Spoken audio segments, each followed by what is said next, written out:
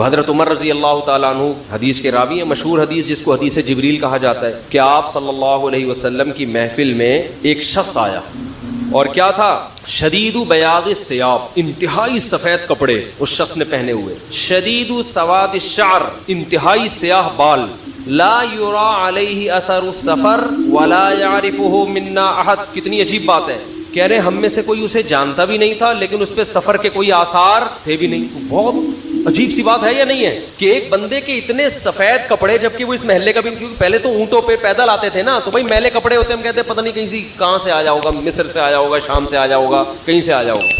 وہ لوگ تو سب ایک دوسرے کو جانتے تھے، جیسے گاؤں میں جانتے، صدیوں سے اکٹھے رہ رہے ہیں، لیکن کپڑوں کی سفیدی سے لگ رہا ہے بھائی مقامی آدمی ابھی نہا دھو کے آیا ہے، مگر ہم میں کوئی اس کو جانتا نہیں ہے، اور ایسا جوان کہ اس کے انتہائی سیاہ بال، اور نبی سے اتنی بے تکلفی کا اظہار جیسے کوئی پرانا دوست ہو، حتی اسند رکبتیہ الی رکبتیہ ووضع کفیہ علی فخذیہ، اپنے گھٹنے نبی کے گھٹنوں کے ساتھ ملا دیے، ایسے دو زانوں چپک کے بیٹھ گیا، اور اپنے ہاتھ اپنی یا نبی کی ران مبارک پہ رکھ دیے۔ تو کتنا عجیب منظر ہے، لیکن حضرت عمر فرماتے ہیں ہم میں یہ گویا حدیث کا مفہوم ہے کہ ہم میں ہمت نہیں ہوئی کہ نبی سے پوچھے کہ یہ کون ہے، بھائی دیکھ رہے ہیں بس، جو بھی منظر ہے دیکھتے رہو، ہو کیا رہا ہے بھائی، نبی جب نہ اس کو ڈانٹ رہے ہیں نہ اسے کچھ کہہ رہے ہیں، ہوگا کچھ ہمیں نہیں پتا۔ اور پھر آگے کیا فرماتے ہیں کہ نبی سے سوال پوچھا، یا محمد اخبرنی عن الاسلام، آپ مجھے بتاؤ اسلام کیا ہے؟ تو آپ صلی اللہ علیہ وسلم نے بتانا شروع کیا، الاسلام ان تشہد ان لا الہ الا اللہ وان محمد رسول اللہ۔ سب صحابہ بیٹھے ہوئے ہیں، سب یہ منظر دیکھ رہے ہیں، مگر کسی کی ہمت نہیں ہے کہ وہ نبی کی مجلس میں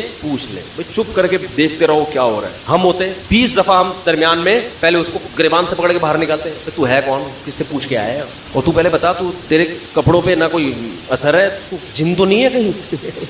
بھائی دیکھ رہے ہیں کہ جب نبی کچھ نہیں کہہ رہے تو سب سے زیادہ اعتراض کس کو ہونا چاہیے تھا؟ نبی کو، تو نبی ہم سے زیادہ جانتے ہیں، تو جب وہ خاموش ہے تو ہم بھی کیا کریں؟ چپ کر کے بیٹھے رہے، آرام سے خاموشی سے بیٹھے رہے۔ اور پھر کتنا عجیب منظر کہ گھٹنے نبی کے گھٹنوں مبارک کے ساتھ ملا کے پوچھ رہے ہیں کہ اخبرنی عن الاسلام، آپ بتاؤ مجھے اسلام کیا ہے؟ تو آپ نے فرمایا اسلام یہ کہ گواہی دو کہ اللہ کے سوا کوئی عبادت کے لائق نہیں، اور محمد صلی اللہ علیہ وسلم اللہ کے بندے اور رسول ہیں، وتقیم الصلاۃ وتؤتی الزکاۃ وتصوم رمضان وتحج البیت ان استطعت الیہ سبیلا، رمضان زکات دو، رمضان کے روز نماز قائم کرو، زکات دو، رمضان کے روزے، اور استطاعت ہے تو حج کرو۔ فرماتے ہیں اس نے کہا صدقتا، اے محمد آپ نے سچ کہا۔ حضرت عمر کہتے ہیں ہمیں اور عجیب، فعجبنا یسألہ ویصدقہ، بھائی سوال بھی پوچھ رہا ہے اور خود ہی کہہ رہا ہے سچ کہا، کوئی یہ تو امتحان لینے کے لیے آیا ہے، اور امتحان کس کا ہو رہا ہے؟ معاذ اللہ پیغمبر صلی اللہ علیہ وسلم۔ بھائی جو سوال پوچھتا ہے وہ یہ تو نہیں کہتا کہ آپ نے جواب بالکل صحیح دیا ہے، اس کا مطلب آپ کو تو پہلے سے پتا تھا، تو پوچھ کیوں رہے ہم سے؟ لیکن کسی صحابی میں یہ ہمت نہیں ہو رہی کہ نبی کے محفل میں سوال پوچھیں کہ یا رسول اللہ جب یہ پوچھا کیوں اس نے، یہ تو معاذ اللہ آپ کا امتحان لینے آیا گویا۔ پھر اس نے پوچھا، جبریل، وہ بعد میں پتہ چلا وہ فرشتے جبریل علیہ السلام تھے، پھر پوچھا کہ مل ایمان کیا ہے، مل ایمان، تو انہوں نے آپ صلی اللہ علیہ وسلم نے فرمایا ایمان یہ اللہ پر، اس کی کتابوں پر، اس کے رسولوں پر، اس کے فرشتوں پر، آخرت کے دن پر، تقدیر پر ایمان لایا جائے۔ صدقتا، سچ کہا۔ پھر انہوں نے پوچھا کہ احسان کیا ہے، پھر آپ نے فرمایا ان تعبد اللہ کأنک تراہ فإن لم تکن تراہ فإنہ یراک، اللہ کی ایسے عبادت کرو جیسے تم دیکھ رہے ہو، کیونکہ وہ تو تمہیں دیکھ رہا ہے۔ صدقتا، اس نے کہا بالکل سچ کہا۔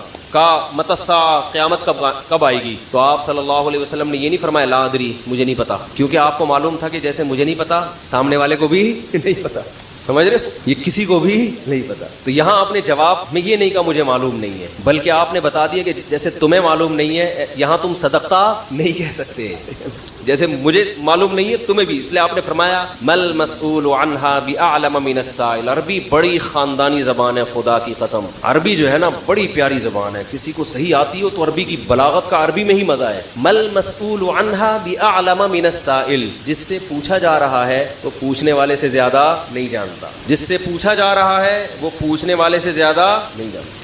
قرآن کی بعض آیتیں ایسی وجد والی ہیں نا کہ مزہ آتا ہے ان کو پڑھنے میں۔ جو موسیٰ علیہ السلام کو اللہ نے کہا تھا نا قلنا لا تخف انک انت الاعلی، اس کا اردو میں ترجمہ نہیں بنتا۔ موسیٰ علیہ السلام کے سامنے جب جادوگر تھے نا تو جادوگروں نے ہزاروں لاٹھیاں پھینکی، سانپ بن کے حضرت موسیٰ کی طرف دوڑنے لگی۔ قرآن کہہ رہے فأوجس فی نفسہ خیفۃ موسیٰ، موسیٰ نے دل میں کیا محسوس کیا؟ خوف۔ دیکھو قرآن کے الفاظ یہ نہیں ہے کہ موسیٰ گھبرانے لگے، کیونکہ اگر گھبرانے لگتے نا دشمن پہ روب ختم ہو جاتا، دشمن کہتا ہار گئے۔ قرآن دل کی کیفیت بیان کر رہے ہیں، موسیٰ نے گویا اپنے ظاہر پہ کنٹرول کیا ہوا تھا، سمجھ رہے ہیں؟ ظاہر پہ کیا کیا ہوا تھا حضرت موسیٰ علیہ السلام نے؟ کنٹرول کے، مجھے بالکل گھبراہٹ نہیں ہے، لیکن قرآن دل کی کیفیت بیان کر رہا ہے، دل میں کیا تھا؟ خوف۔ یہ بلاغت ہے. فاوجس فی نفسہ خاف موسیٰ نہیں ہے موسیٰ خوفزدہ ہو گئے. اس لیے ہم کہتے ہیں نا فلاں خوفزدہ ہو گیا تو اس سے یہ متبادر ہوتا ہے کہ یعنی دیکھنے میں ایسا لگ رہا تھا کیا ہو گیا, اس خوف کے آثار دل سے کہاں آئے, جسم پہ. حضرت موسیٰ نے اپنے اوپر کنٹرول کیا کہ یہ اتنا بڑا مقابلہ ہو رہا ہے اسلام اور کفر کا, ایمان اور کفر کا, کہ اگر میں گھبرانے لگا نا ان کے سامنے تو یہ ان سے ان کا مورال کیا ہو جائے گا, بلند. تو قرآن کہہ رہا ہے اوپر سے تو بڑے کانفیڈنس کے ساتھ, لیکن دل کی کیفیت کون جانتا ہے, اللہ. فاوجس فی نفسہ, قرآن کہہ رہا ہے دل کے اندر موسیٰ کو خوف محسوس ہوا. قلنا, ہم نے کہا, ہم نے کیا کہا, دل کے اندر وحی کی اللہ نے, دل گھبرا رہا ہے تو دل میں وحی کی, لا تخف, اے موسیٰ خوف مت کر, انکا انت الاعلی, آج کے دن تو ہی غالب ہوگا.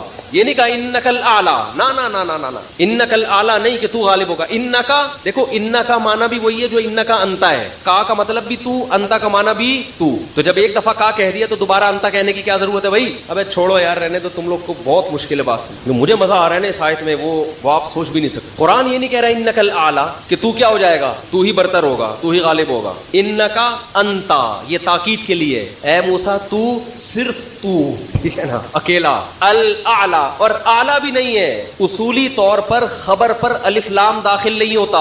گرامر کے لحاظ سے اصولی طور پر انکا انتا اعلیٰ ہونا چاہیے, یا انکا, سوری انتا نہیں, انکا اعلیٰ. مبتدا معرفہ ہوتا ہے, خبر کیا ہوتی ہے, نکرہ. سمجھتے نہیں ہو بات, جب پڑھو گے نہیں رات کو تو سمجھو گے نہیں بات. انکا اعلیٰ ہونا چاہیے, اے موسیٰ تو غالب آ جائے گا, یہ مطلب ہوگا سیدھا سیدھا ترجمہ اس. اللہ نے اعلیٰ پہ الف لام لگا دیا. الف لام جب لگتا ہے نا کسی, تو وہ کسی اسپیسیفک چیز کو کہتے ہیں. جیسے کتاب کا مطلب کوئی بھی کتاب, الکتاب کا مطلب کوئی اسپیسیفک, کوئی خاص کتاب.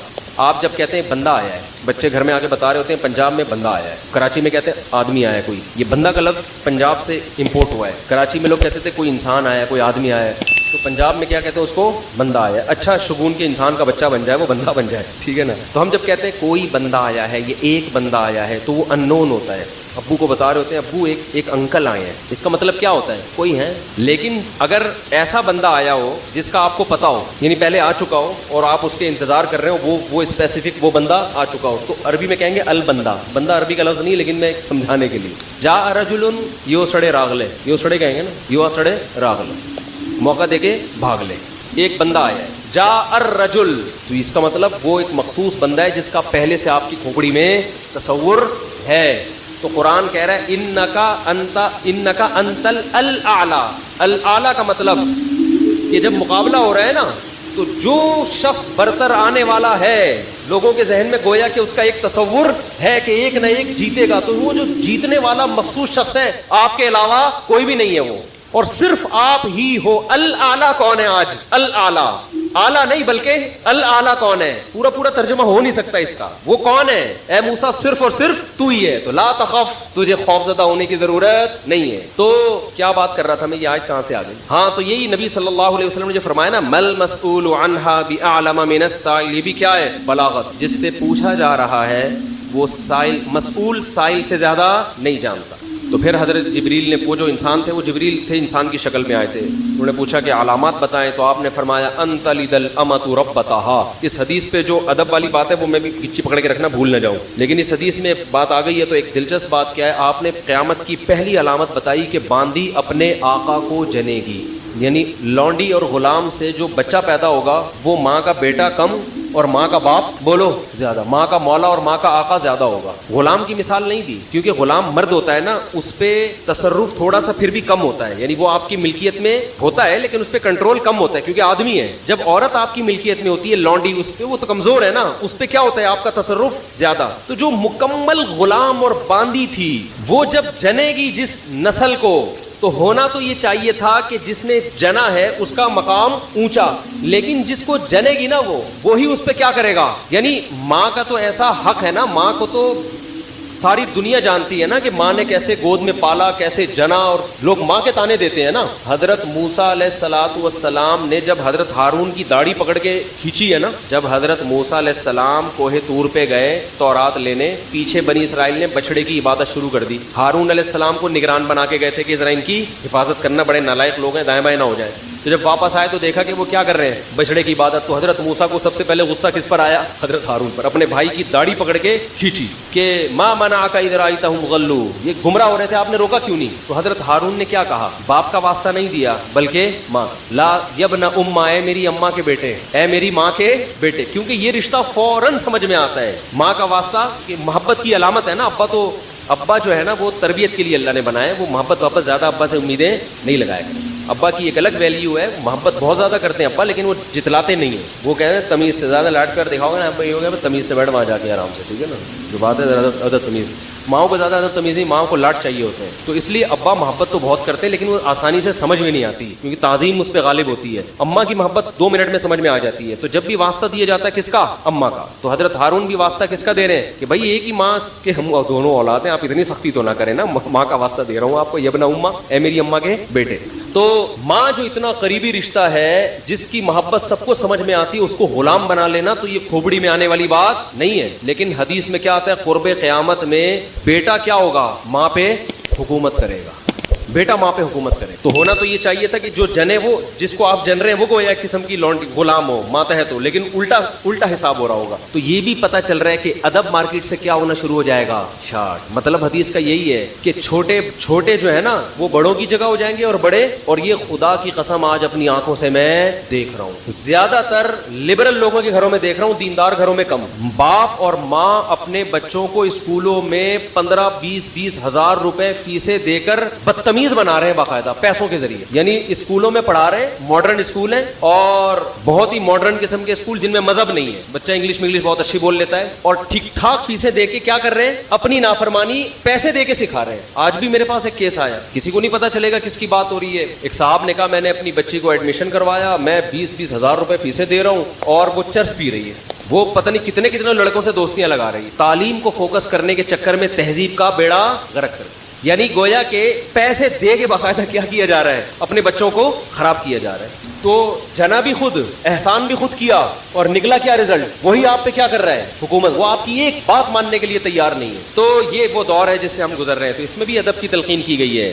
جب کچھ اس طرح کے لوگ آتے ہیں نا میرے پاس, کہ باپ بیٹا بیٹھا ہوا ہوتا ہے, اور باپ اپنے بیٹے کی شکایتیں کر رہا ہوتا ہے بڑے دھیمے لہجے میں کہ بچے کو غصہ نہ آ جائے, اور بیٹا جواب دے رہا ہوتا ہے بڑی اونچی آواز میں. یہ میں نے بہت دیکھ لیا اپنی زندگی. اس سے مجھے فوراً وہ حدیث یاد آتی ہے کہ اس کو باپ ہونا چاہیے, اور اس کو بیٹا. باپ کو یہ ڈر لگتا ہے کہ یار اب میری اولاد ہے, یار میں کوئی اونچی آواز سے وہ ایک دم میٹر نہ گھوم جائے. دیکھو یہ اولاد کے نالائق ہونے کی علامت ہے کہ آپ نے اپنے باپ کو یہ اتھارٹی نہیں دی ہے کہ وہ آپ کو ڈانٹ سکے. اگر آپ کا باپ آپ کو ڈانٹتے ہوئے گھبراتا ہے نا, خدا کی قسم یہ باپ کے خراب ہونے کی دلیل نہیں ہے, یہ اولاد کے خراب ہونے کی دلیل ہے. یہ اولاد کے خراب, وہ ڈر لگتا ہے اس کو کہ یار کچھ بول دوں تو ایسا نہ ہو ناراض ہو جائے. میں نہیں کہہ رہا اولاد پہ بیجا سختیاں کریں یا خام خامے ڈانٹ ٹپٹ کرتے رہیں, اس سے تو ڈپریشن کے مریض بنتے ہیں. ماں باپ ظلم بھی کرتے ہیں. اس پہ میں انشاءاللہ بیان کروں گا کہ میرا ارادہ ہے, میں نے جو سینٹ میں بل پیش ہوا نا کہ ماں باپ کو اولاد پہ ہاتھ اٹھانے کی اجازت نہیں, شوہر کو بیوی کو ڈانٹنے کی اجازت نہیں, یہ بالکل خلاف ہے, لیکن اس کا ناجائز فائدہ بھی اٹھایا جاتا ہے. تو ماں باپ کو بلا وجہ اولاد پہ ہاتھ اٹھانا شرعن جائز. آج ایک صاحب بحث کرنے لگے کہ مجھے اجازت دی ہے شریعت نے کہ میں اپنے بچے کو تھپڑ مار سکتا ہوں. میں نے کہا آپ کو اجازت شریعت نے نہیں دی ہے کہ بلا وجہ آپ اپنے بچے پہ ہاتھ اٹھائیں, اور خاص طور پہ نابالغ پہ. نابالغ کے حقوق اسلام میں بہت زیادہ ہیں. ماں کو اجازت نہیں اپنا غصہ کسی اور پر ہے نکال کس پہ رہی ہے. میں نے ماؤں کو دیکھا ہے طبیعت خراب ہے, جھنجھلا رہی ہے, بچے کو پڑھ کے طبیعت سے کوٹ دیا اس کو بیچارہ. بعض بچے ماں کی چنگیز خان جیسی مائیں ہوتی ہیں, وہ بچے ٹھٹر کے ان کی جو گروتھ ہے نا وہی رک جاتی ہے ان کی. اتنا سختی کا ماحول انہوں نے گھر میں دیکھا ہوتا ہے. تو یہ نہ باپ کے لیے جائز ہے اور نہ ماں کے لیے. تو اس میں علماء کے واقعات بھی سناؤں گا کہ اپنی اولاد کو مارنے سے پہلے کیا ان کے اصول تھے کہ ہم زیادتی نہ کر بیٹھے. تو یہ بھی ہے. اچھا خیر, تو جلدی سے بات کو یہ سمیٹ کے ختم کرتا ہوں. کیا ہو گیا.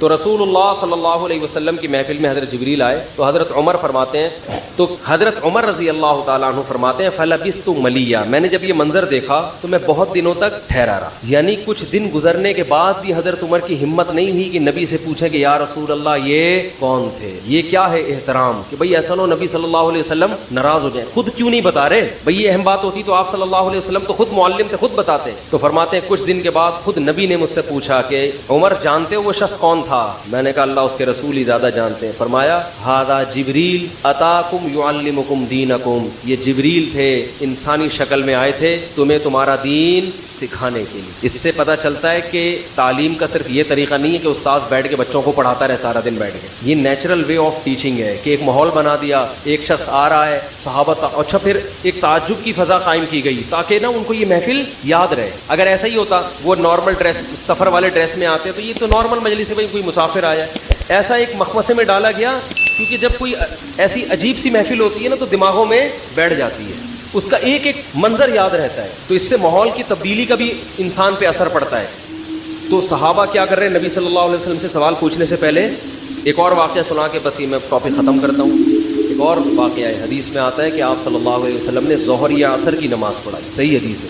اس میں آپ نے 4 کی جگہ 3 رکعتیں پڑھا دی. کتنی؟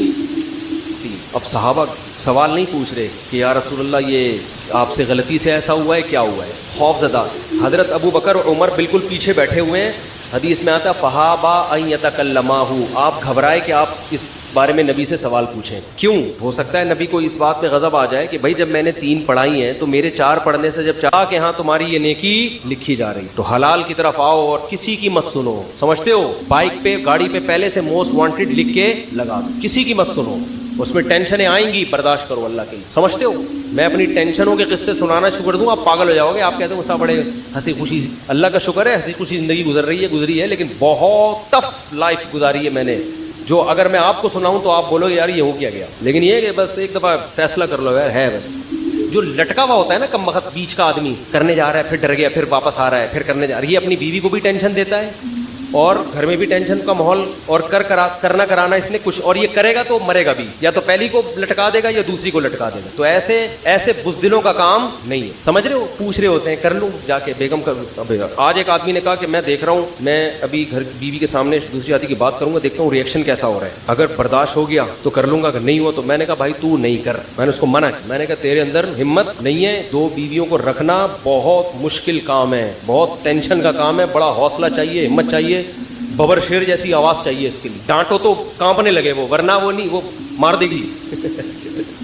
تو بہت مشکل کام ہے, ٹھیک ٹھاک ٹینشن ہوتی ہے اس میں, لیکن پھر بھی میں کہتا ہوں کرو کیونکہ معاشرے کی ضرورت ہے یہ, لیکن دل گردہ پیدا کر کے کرو. آرمی میں بھرتی ہونے کے لیے جاتے ہیں نا, تو جب وہ پوچھیں گے آپ کو میدان جنگ میں بھیجا گیا تو آپ جاؤ گے, تو آپ کیا کہو گے؟ سر بالکل جاؤں. اگر آپ نے انٹرویو میں کہہ دیا اس وقت میں دیکھوں گا سچویشن, اگر ایسا ہوا میں دیکھوں گا حالات کیا ہیں, تو سلیکشن ہوگی.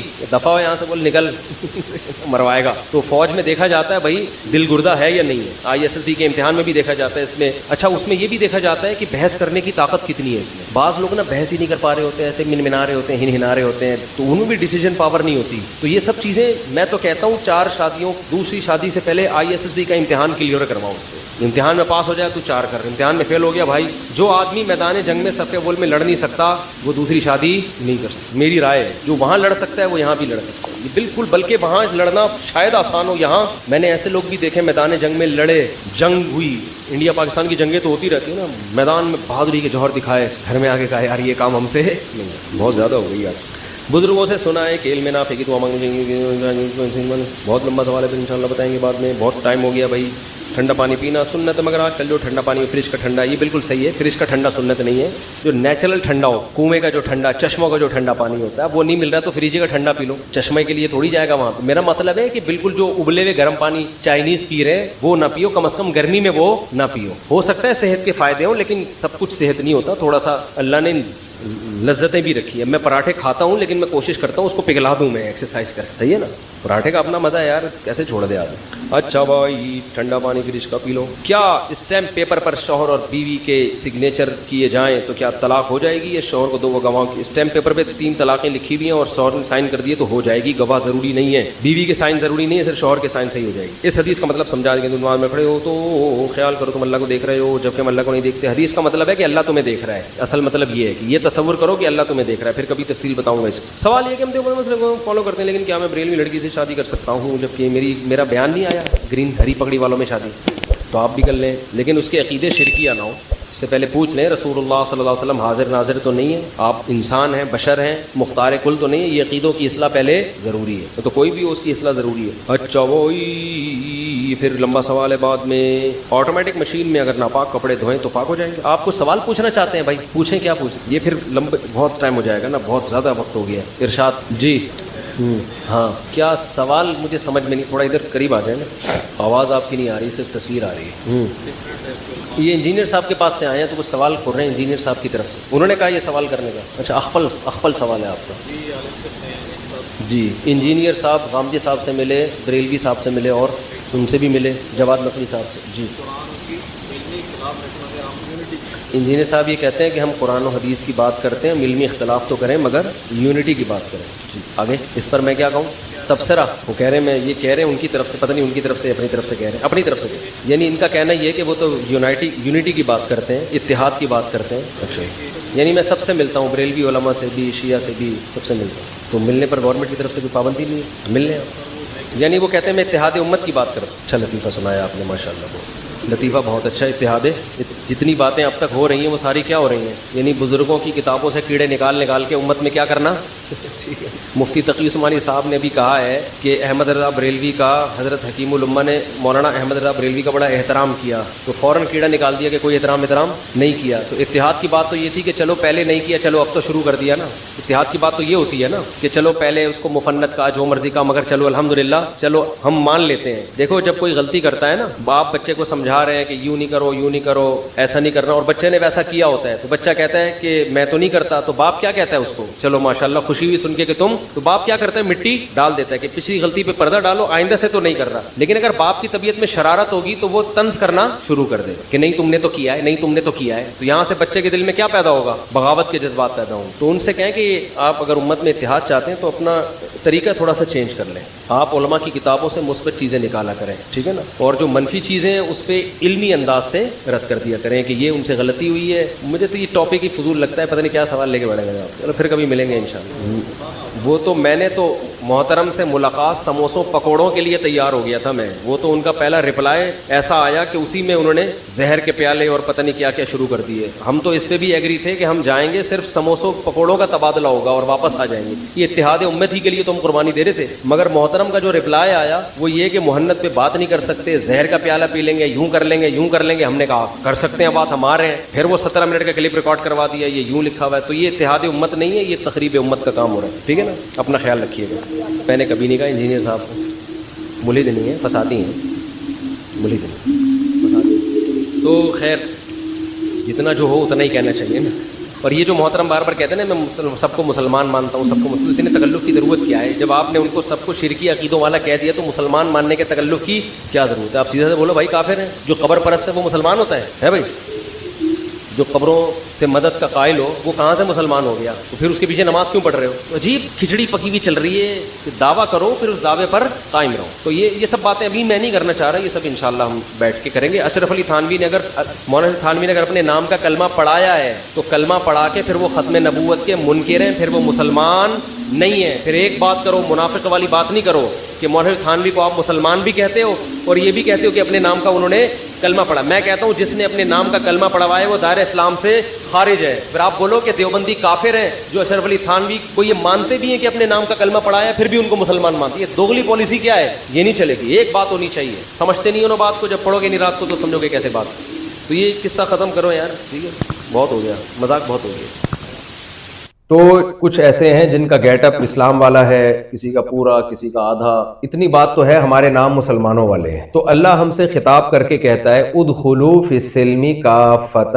اللہ نے ہمیں یہ نہیں کہا اسلام لے آؤ، لائے ہوئے ہم پہلے سے، اللہ نے کہا اسلام میں مکمل داخل ہو جاؤ۔ مسئلہ ہمارے ساتھ یہ ہے کہ ہم اسلام کو اپنے فیور میں یوز کرتے ہیں، جتنا فائدہ ہمیں اسلام سے ہو رہا ہے اس حد تک ہم مسلم ہیں۔ جہاں ہمیں اسلام کے لیے کوئی قربانی دینا پڑ رہی ہو تو پھر ہم اپنے کلچر کو، اپنے دین کو، یعنی دین کو ایک طرف رکھ دیں گے، اپنے کلچر کو، اپنی خواہشات کو آگے لے آتے ہیں۔ مثال کے طور پر ہمیں اسلام کیا فائدہ پہنچاتا ہے؟ اسلام ہمیں یہ فائدہ پہنچاتا ہے کہ ہمارا کلچر ہے، سوسائٹی ہے، اگر اللہ نہ کرے کوئی اسلام چھوڑ دے سوسائٹی خلاف ہو جاتی ہے، ماں باپ گھر سے دھکے دے کے نکال دیں گے، بیگم کہیں سے فتویٰ لے آئے گی میرا نکاح ٹوٹ گیا، اور بچے پھر شراب کباب کی طرف مائل ہوں گے۔ بہت ساری چیزیں ہیں جو ہمیں اسلام سے ہم دنیا میں فائدے اٹھا رہے ہیں، بلکہ حقیقت یہ ہے کہ اس دور میں اسلام کا آخرت کا فائدہ تو بعد میں، دنیا میں بھی اگر اچھی لائف گزارنی ہے نا تو آپ کے پاس اسلام کے علاوہ کوئی آپشن ہے نہیں. مزے کی زندگی گزارنے کے لیے آپ کے پاس اسلام ہی ہے, ورنہ مزے کی زندگی بھی نہیں ملے گی. کیونکہ جس مزے کی طرف غیر مسلم لوگ جا رہے ہیں وہ مزہ کم, اس کے سائیڈ افیکٹ بہت زیادہ ہیں. دیکھو میں ایک مثال دیتا ہوں, ٹاپک سے تھوڑا سا ہٹ رہا ہوں لیکن بیچ بیچ میں قیام طعام آتا رہے گا. جب موٹر وے پہ جاتے ہیں تو پشاور جانا ہو تو قیام طعام آتا ہے نا, وہ میری عادت ہے قیام طعام میں اترتا رہتا ہے. جو پابندیاں اسلام نے لگائی ہیں نا ہمارے اوپر, شراب پہ پابندی, شباب پہ پابندی. شباب کا مطلب گرل فرینڈ, نائٹ کلب, زنا, یہ اس کو میں شباب کہوں گا. بار بار وہ گرل فرینڈ کا نام لینا اچھا نہیں لگتا. ہر آدمی کا دماغ پھر اپنی گرل فرینڈ کی طرف جانا شروع ہو جائے. تو اس کو اردو ادب میں کہتے ہیں شباب کباب. کیا کہتے ہیں؟ شباب کباب. کباب پیٹ میں ہوتا ہے تو شباب اچھا لگتا ہے نا, اس لیے قحط میں تو شباب بھی اچھا نہیں لگتا. تو یہ جو مزے ہیں نا, مزے جن مزوں پہ اسلام نے پابندیاں لگائی ہیں, کچھ مزے تو وہ ہیں جو اسلام نے کہا لیگل ہے, اسلام کی نظر میں وہ مزے اڑائے جا سکتے. سمجھ گئے آپ کیا کہتا ہوں؟ خواتین بھی بیٹھی ہوئی, میں زیادہ ان کو ٹینشن نہیں دینا چاہتا, یعنی نکاح کرنا آگے آپ کو سمجھدار ہے. اللہ نے بہت ساری نعمتیں مردوں اور عورتوں پر حلال کر دی. کھانے کی 20 قسمیں ہم پر حلال ہیں. کیا خیال ہے؟ ہم ویجیٹیرین نہیں ہیں, ہم گوشت بھی کھاتے ہیں, سبزیاں بھی کھاتے ہیں. ہمارے مذہب میں سبزیاں بھی ہیں اور گوشت بھی ہے. اللہ ہم پہ پابندی لگا دیتا کہ گوشت نہیں کھا سکتے تو ہم ٹینشن میں آتے. دنیا میں بہت سے لوگ ہیں جو گوشت نہیں کھاتے, لیکن ہمیں تو گوشت کے بغیر ہمارا گزارا ہے نہیں. دنیا میں بہت سے لوگ ہیں جو صرف گوشت ہی کھاتے ہیں. میں نے ایسی قومیں بھی دیکھی ہیں گوشت ہی پہ گزارا کر رہے ہیں. یہ بھی غلط ہے. ہمارے نبی نے گوشت بھی کھایا,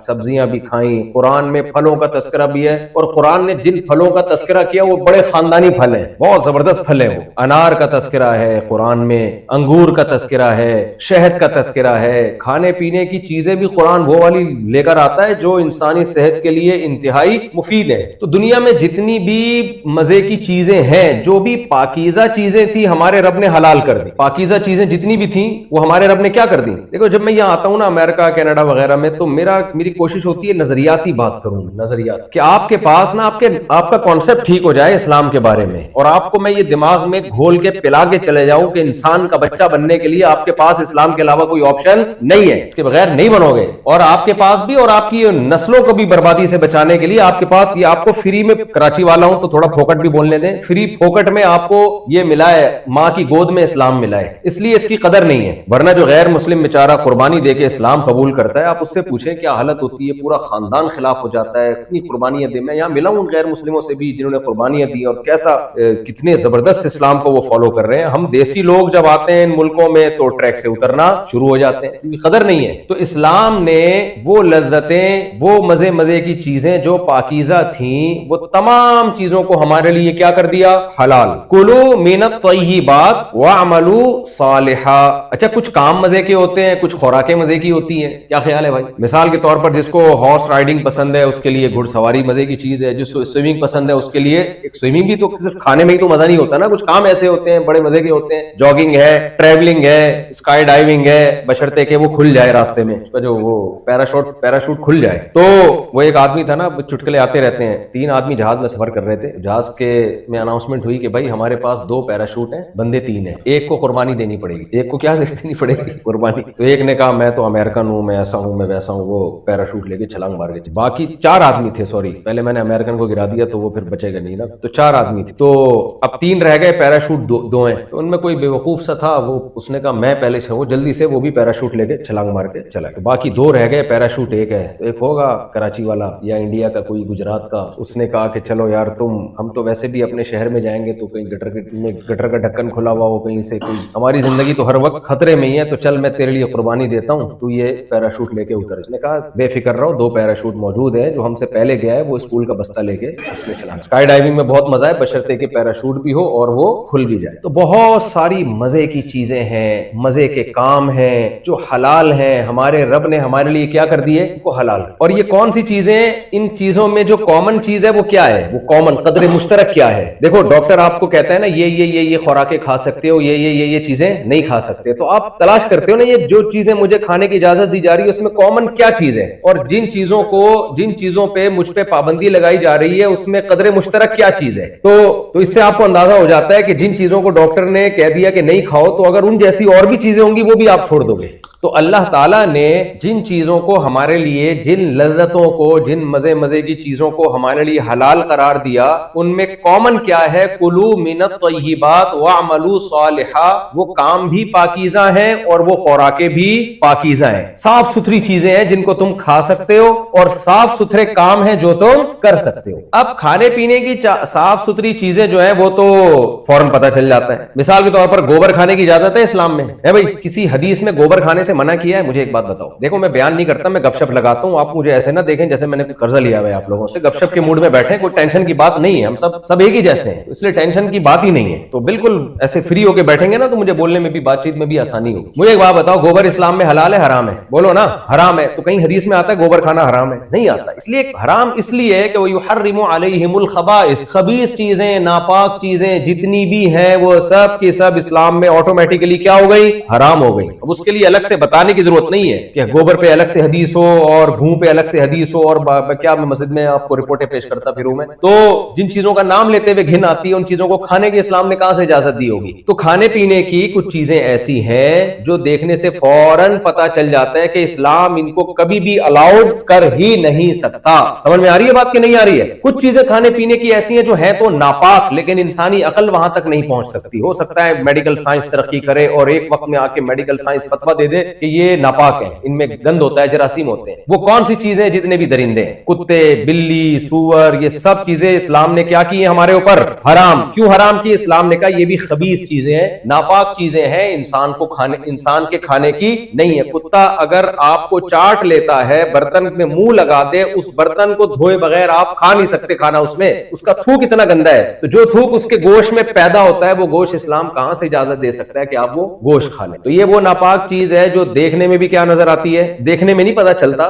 فوری طور پر، لیکن اسلام نے بتا دیا کہ کتے، بلی اور اس طرح کے چوہے، پتہ نہیں کیا کیا دنیا میں کھایا جا رہا ہے، چوہے ہو گئے، گرگٹ ہو گئے، یہ وغیرہ وغیرہ جتنی اس طرح کی چیزیں ہیں یہ انسان کے کھانے کی نہیں، تو یہ بھی ناپاکی۔ پھر دوسری ناپاکی وہ ہوتی ہے جس کو ہم روحانی طور پہ ناپاک کہتے ہیں، روحانی طور پہ گندگی۔ مثال کے طور پر آپ نے مرغی خریدی، مرغی حلال ہے حرام ہے؟ حلال۔ آپ نے کسی شیخ الحدیث سے بسم اللہ اللہ اکبر لاؤڈ سپیکر پہ پڑھوایا اور ہاتھ سے ذبح کروایا، اور ذبح بھی بالکل سنت کے مطابق، ایسے مسلمان سے ذبح کروایا جس کے جو تمام مکاتب فکر کے نزدیک کیا ہے، کیونکہ آج کل ایک بڑا مسئلہ چل رہا ہے کہ آپ مسلمان ہیں تو پتہ نہیں کون سے مکتبہ فکر کے نزدیک آپ مسلمان ہیں، کیونکہ ایک مکتبہ کہتا ہے آپ نہیں ہیں، وہ دوسرا کہتا ہے آپ ہیں، تیسرا کہتے ہیں یہی ہیں، اس کے علاوہ سب فارغ ہیں۔ تو تمام مکاتب فکر کے نزدیک آپ مسلم تھے، آپ نے ہاتھ سے ذبح کیا، بسم اللہ اللہ اکبر پڑھا، زمزم سے اس کو دھویا، ٹھیک ہے، اس کی کھال اتاری اور جتنا بلڈ تھا وہ بھی اچھی طرح ڈیٹول سے آپ نے صاف کیا، اور اس کو جناب مدینہ کی کھجوروں کے سائے میں آپ نے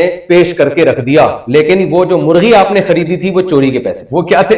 وہ جمشید کی جیب سے آپ نے بٹوا چرایا تھا، اس سے جتنے پیسے ملے اس میں مدینہ کی اتنی کھجوریں اور ایسی چکن آ سکتی تھی۔ یہ بھی خبیث ہے، یہ کیا ہے؟ ناپاک۔ لیکن یہ ناپاکی روحانی طور پر ہے، یہ ناپاکی پاک ہو سکتی ہے، کتا پاک نہیں ہو سکتا، یہ ایسے ناپاک ہو سکتی ہے کھانے سے پہلے آپ جمشید کو بتا دو بھائی میں نے تمہاری جیب سے بٹوا چرایا تھا، اس سے میں نے مدینہ کی کھجوریں خریدی، زمزم خریدا اور یہ مرغی خریدی، اور یہ سارے پیسے تمہارے، یا تو تم معاف کر دو یا میں تمہیں یہ پیسے دینے کے لیے تیار ہوں۔ اگر وہ معاف کر دے یا پیسے لے لے تو یہ حرام چیز فوراً ایک سیکنڈ کے اندر کیا ہو جائے گی؟ حلال ہو جائے گی۔ ہمارے حضرت فرمایا کرتے تھے بعض لوگ کھاتے حرام ہے ہگتے حلال ہیں یعنی کھا کے پھر جس کی چوری کی ہے نا اس سے اجازت لے لیتے ہیں کہ اب تو کھا، وہ بھی کہتا ہے یار اب کھا ہی لیا ہے تو اب میں کیا، بیچارے کو آخرت میں کیا تھا، کہتا ہے چل میں نے معاف کیا، تو وہ پہلے پاس ہونے سے پہلے کیا ہو جاتا ہے؟ وہ حلال ہو جاتا ہے۔ یہ بھی ایک طریقہ ہے حلال حرام کو حلال کرنے کا، سامنے والے کے پاس کوئی آپشن نہیں ہے نا، وہ الٹی کر کے نکالے گا تھوڑی مرغی۔ تو دیکھو یہ بھی حرام کا ایک، یہ بھی اسلام اس کو بھی کیا کہتا ہے؟ خبیث، ناپاک،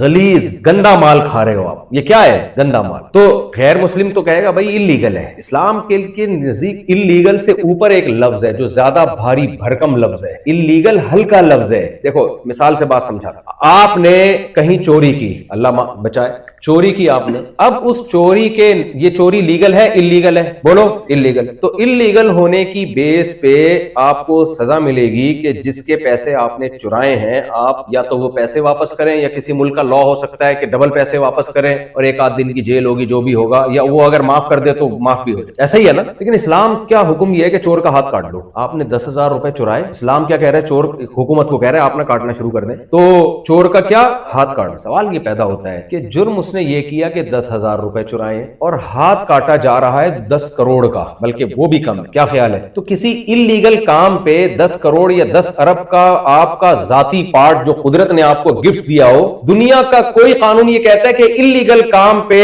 آپ کسی کا ہاتھ کاٹ ڈالیں؟ کوئی لا اجازت دے گا اس کی؟ لیکن قرآن کہہ رہا ہے, اس کا مطلب قرآن چوری کو صرف انلیگل نہیں کہہ رہا, حرام کہہ رہا ہے کہ چوری کیا ہے؟ ایک حرام عمل ہے, اور حرام عمل کی سزا میں جو پنشمنٹ ہے اس کا ہاتھ کاٹا جائے گا. اس سے پتہ چلتا ہے کہ انلیگل ہلکی چیز ہے, اور اسلام جب کسی چیز کو حرام کہتا ہے تو وہ انلیگل سے بہت اوپر کی. میرے خیال میں سمجھانی, دیکھو دنیا میں جرم ہر قوم میں ناجائز ہے, ہر قوم میں جو برائی کو پسند نہیں کیا جاتا, لیکن اسلام میں جرائم کے لیے کچھ انلیگل بھی ہے. اسلام میں غیر قانونی, مثال کے طور پر لال بتی جل رہی ہے, آپ سگنل توڑ کے چلے گئے, اسلام کہتا ہے انلیگل کام کیا آپ نے, جو ملک کا قانون ہے وہ سزا دے, آپ کو ملنی چاہیے, بس اس سے زیادہ اسلام بھی نہیں دیتا سزا. جتنا وہ ٹریفک پولیس والا سزا دے گا نا, اسلام اس میں مزید کوئی ایڈ نہیں کرتا کچھ. لیکن چوری میں اسلام کیا کہتا ہے؟ ہاتھ کٹے گا. اگر آپ نے زنا کر لیا تو اسلام کیا کہتا ہے؟ اگر 4 گواہ موجود ہیں, یعنی اس کے ثبوت کے لیے شرائط سخت رکھی ہیں تاکہ لوگ جھوٹا الزام نہ لگائیں ایک دوسرے پر, لیکن اسلام حکومت کو کہتا ہے 100 کوڑے مارے جائیں, اور اگر میرڈ ہے تو سنسار کیا جائے. اب مجھے بات بتاؤ,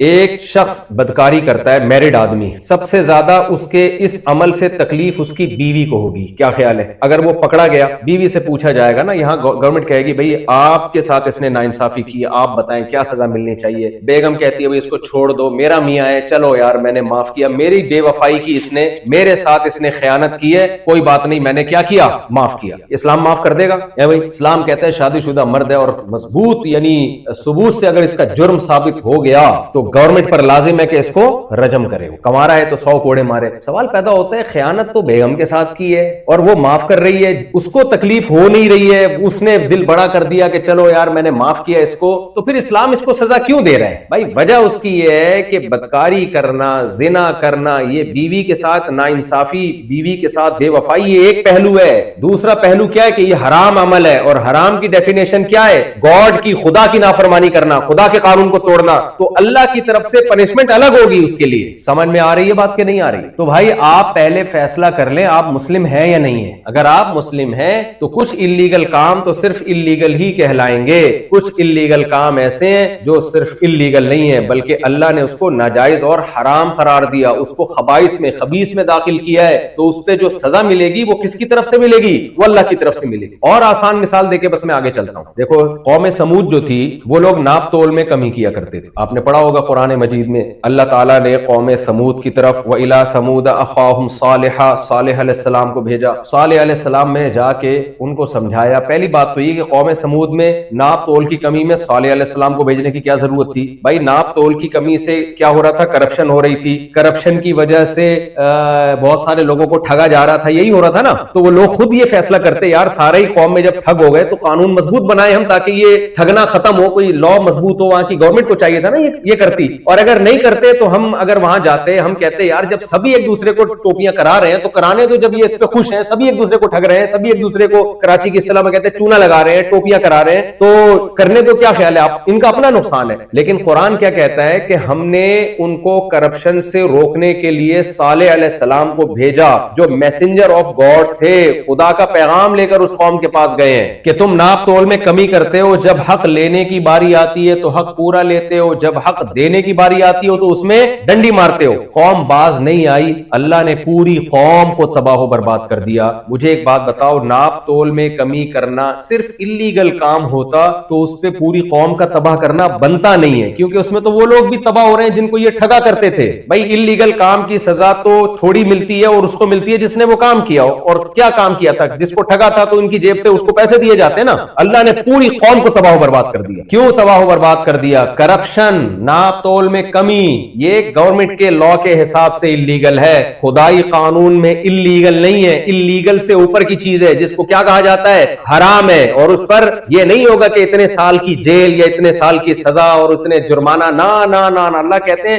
حرام کا مطلب یہ ہے کہ خدا کے بنائے ہوئے قانون کو توڑنا. تو جب خدا کے بنائے ہوئے قانون کو توڑا جائے گا تو سزا کون دے گا؟ خدا دے گا. یہاں تک بات سمجھ میں آ گئی کہ نہیں آ گئی؟ ایک اور اہم بات, جب بھی ہم کوئی جرم کرتے ہیں تو جرم کی نوعیت نوعیت آرڈر دینے والے کی حیثیت سے تبدیل ہوتی رہتی. دیکھو آپ کے دوست نے آپ سے کہا کہ یار میں بیٹھا ہوا ہوں, مجھے سستی ہو رہی ہے, تھکاوٹ ہو رہی ہے, مجھ سے کولر کی طرف اٹھ کے جایا نہیں جا رہا, یار جمشید تو ایک گلاس پانی. جب سے وسیم کو میں نے بہت رگڑا ہے نا بیانات, وسیم سلیم, تو اب میں آ گیا ہوں جمشید کی طرف کہ سلیم اور وسیم کا پیچھا چھوڑ. جمشید یہ کامن نام. آپ نے کہا یار جمشید ایک گلاس مجھے پانی پلا. جمشید تھا ایک نمبر کا, ہے نہیں یعنی یہاں کوئی جمشید صاحب بیٹھے ہو تو ان کے علاوہ کی بات کر رہا ہوں. جمشید ایک نمبر کا سست آدمی تھا, اس نے کہا میں نہیں پلا رہا. آپ کو غصہ آئے گا نا, کیا سزا دو گے آپ؟ تھوڑا سا ڈانٹ ٹپٹ کر دو گے, یار تیرے سے تو ایک گلاس پانی نہیں پلایا جاتا. ایک خاتون نے بچے کو بھیجا, ہمارے ایسے واقعات بہت ہوتے ہیں, کہ بیٹا جاؤ ان سے چینی لے کر آؤ, تھوڑی سی چائے بنانی. پڑوسن کے یہاں گئی, اس نے کہا ہمارے یہاں نہیں ہے. چل بیٹا جا سامنے سے جا کے لے آ. وہاں گئی, وہاں بھی نہیں ہے. چمونی آپا کے جا, چمونی آپا کے گئی, وہاں بھی نہیں ہے. فلانی آپا کے جا. پہلے تو یہ نام بہت ہوتے تھے خاندان میں, بڑی آپا, چھوٹی آپا, درمیانی آپا, اس طرح کے بہت نام. تو بچے ہی پیدا ہونا بند ہو گئے تو سارے آپا واپا اور سارا سیٹ اپ ہی ختم. ایک آدھ بچہ ہوتا سے کیا خاندان میں, بڑی پھپھو, چھوٹی پھپھو, منجلی پھپھو. پھپھوؤں کی 15-20 قسمیں ہوا کرتی تھیں. چاچے مامے ہوتے تھے. بھائی خاندان کو آباد کرو, اللہ کو خاندانی لوگ پسند ہیں. شادی یا بچے یہ سب پسند ہے اللہ کو, اس سے خاندان وجود میں آتے ہیں. ایک آدھ بچہ ہوگا تو یہ خاندان ختم. تو پہلے ہی ہوا. خیر اس نے کہا جا بیٹا پڑوسن سے لے آ, فلاں سے لے آ. جا 20 جگہ سے اس نے ٹرائی مار لیا, کسی نے چینی نہیں دی. تو بچے نے آ کے امی سے کہا کوئی بھی چینی دے رہا. امی نے کہا کمبخت, سارے ایک نمبر کے بغیرت کنجوس, چل جا اپنی چینی کا ڈبہ نکال. سارے کنجوس ہے, چل اپنی چینی نکال کے. خیر یہ میں پتہ نہیں کہ سنا کس طرح آتا یہ واقعہ. تو جمشید کو آپ نے کہا, جمشید سے زیادہ آپ کیا ہو جائے گا, آپ تھوڑا سا برا بلا کہہ دو گے ختم. لیکن آپ کے والد محترم آپ سے کہہ رہے کہ بیٹا پانی پلا. اچھا پہلے جمشید نے کہا تھا آپ سے کہ خود اٹھ کے پی لے, یہی جواب آپ نے اپنے ابا کو دیا کہ میں نہیں پلا رہا. پاکستان میں تو چماٹ پڑے گا نا, یہاں کا مجھے نہیں پتا کیا سیٹ اپ چل رہا ہے. ویسے کچھ لوگ اپنے بچوں کو کینیڈا سے پاکستان لے کے جاتے ہیں صرف چماٹے مارنے کے لیے. کہتے ہیں بہت دنوں سے چماٹے نہیں مارے, عجیب سی فیلنگ ہو رہی ہے, پتہ ہی نہیں چل رہا گھر میں بچہ کون ہے باپ کون ہے. تو یہ شو کرانے کے لیے نا کہتے ہیں یار چلو ادھر, اس لیے بچے ذرا سوچ سمجھ کے جایا کریں اپنے ابا کے ساتھ کس سلسلے میں لے کے جا رہے ہیں. تو جرم تو ایک ہی ہے, پانی نہ پلانا, لیکن آرڈر دینے والے کی حیثیت سے جرم کا وزن چینج ہو گیا کہ نہیں ہو گیا. باس آپ کو کوئی آرڈر دے رہا ہے آفس میں, کسی کام کا کہہ رہا ہے آپ کو, ایک آپ کا دوست آرڈر دے رہا ہے, ایک چھوٹا بھائی آرڈر دے رہا ہے. بھائی آرڈر دینے والے کی حیثیت سے جرم کی نوعیت کیا ہو جاتی ہے, چینج ہو جاتی ہے. تو اللہ قرآن میں کیا کہتا ہے, ان کل الا کذب الرسول فحق عقاب کلن اخذنا بذنبی, جتنی بستیوں کو ہم نے ہلاک کیا ہے ان کے گناہ کی وجہ سے ہلاک کیا. ہم نے انہیں کسی بات کا آرڈر دیا اور انہوں نے اس آرڈر کو ہلکا سمجھا, انہوں نے اس آرڈر کو دیکھا, یہ نہیں دیکھا کہ آرڈر دینے والا کون ہے. تبھی تو یہ ایتھیسٹ لوگ اشکال کرتے ہیں, یہ کیا بات ہے یار, ایک نماز پہ جہنم, اور ماں باپ کی اطاعت جو نہیں کرتا وہ جہنم میں جائے گا, اور سود کھانے والا جہنم میں جائے گا, اور اس پر اتنی لعنت اور اس عمل پہ اتنی لعنت. وہ اس جرم کو دیکھ رہے ہوتے ہیں, یہ نہیں دیکھ رہے ہوتے کہ بھائی آرڈر دینے والا کون ہے, اللہ ہے. تو اللہ کہتے ہیں میرے احسانات, پھر آرڈر دینے والے کے احسانات, اس کی شخصیت, اس سے بھی فرق پڑتا ہے. ایک آدمی نے ساری زندگی آپ کو کھلایا پلایا, آپ کو امریکہ میں لے کر آیا وہ اپنے خرچے پہ, یہاں اسائلم استغفر اللہ, یہاں پر جو بھی تھا اس نے وہ حساب کتاب کروایا, اور آپ اس کی وجہ سے اسٹیبل ہو گئے. اب وہ آپ کو ایک چائے بنانے کا کہہ رہا ہے, آپ جب اپنے پاؤں پہ کھڑے ہوئے تو آپ کو کیڑی چائے, ٹھیک ہے نا. وہ ایک آدمی پانی دریا میں ڈوب رہا تھا, کنجوس آدمی تھا, زندگی میں کبھی اس نے صدقہ خیرات نہیں کیے, ڈوب رہا ہے, بچنے کی کوشش کر رہا ہے, بچ نہیں پا رہا. تو کسی نے کہا منت مان لے کہ اگر میں بچ گیا تو اللہ کے نام پہ 2 دیگیں غریبوں کو کھلاؤ. وہ منت بھی نہیں مان رہا, کنجوس آدمی تھا نا. تو جب اس کو یقین ہو گیا کہ اب تو میری موت یقینی ہے, تو اس نے منت مانی, اے اللہ اگر تو نے مجھے پانی سے نکال دیا تو تیرے نام پہ 2 دیگیں غریبوں کو کھلاؤں. ایک دم ایک لہر آئی اور اٹھا کے اس کو پانی سے باہر, جیسے ہی پانی سے باہر آیا کہتے ہیں کیڑی دیگ, کیا کہتا ہے, جیسے ہی بول رہا نا کیڑی دیکھ, دوسری لہر آئی واپس پانی میں, جیسے ہی اندر گیا کہہ رہے میں پوچھ رہا تھا میٹھی کے کڑوی, یعنی میٹھی کون سی, میں تو ڈیٹیل معلوم کر رہا تھا. تو ہے تو یہ لطیفہ, کچھ لوگ ایسے ہیں ہماری نعمتوں سے فائدہ اٹھاتے ہیں, مصیبتوں میں ہمیں پکارتے ہیں, لیکن جب ہم ان سے کوئی مصیبت دور کرتے ہیں, مرہ کألم, کیا ہے قرآن کی آیت نہیں, ہاں کألم یدعونا, ایسے ہو جاتا ہے جیسے اس نے ہمیں کبھی پکارا ہی نہ ہو. غیر مسلم پتہ ہے کیا دیکھتا ہے, اس مسلم میں اور غیر مسلم میں کیا فرق ہے.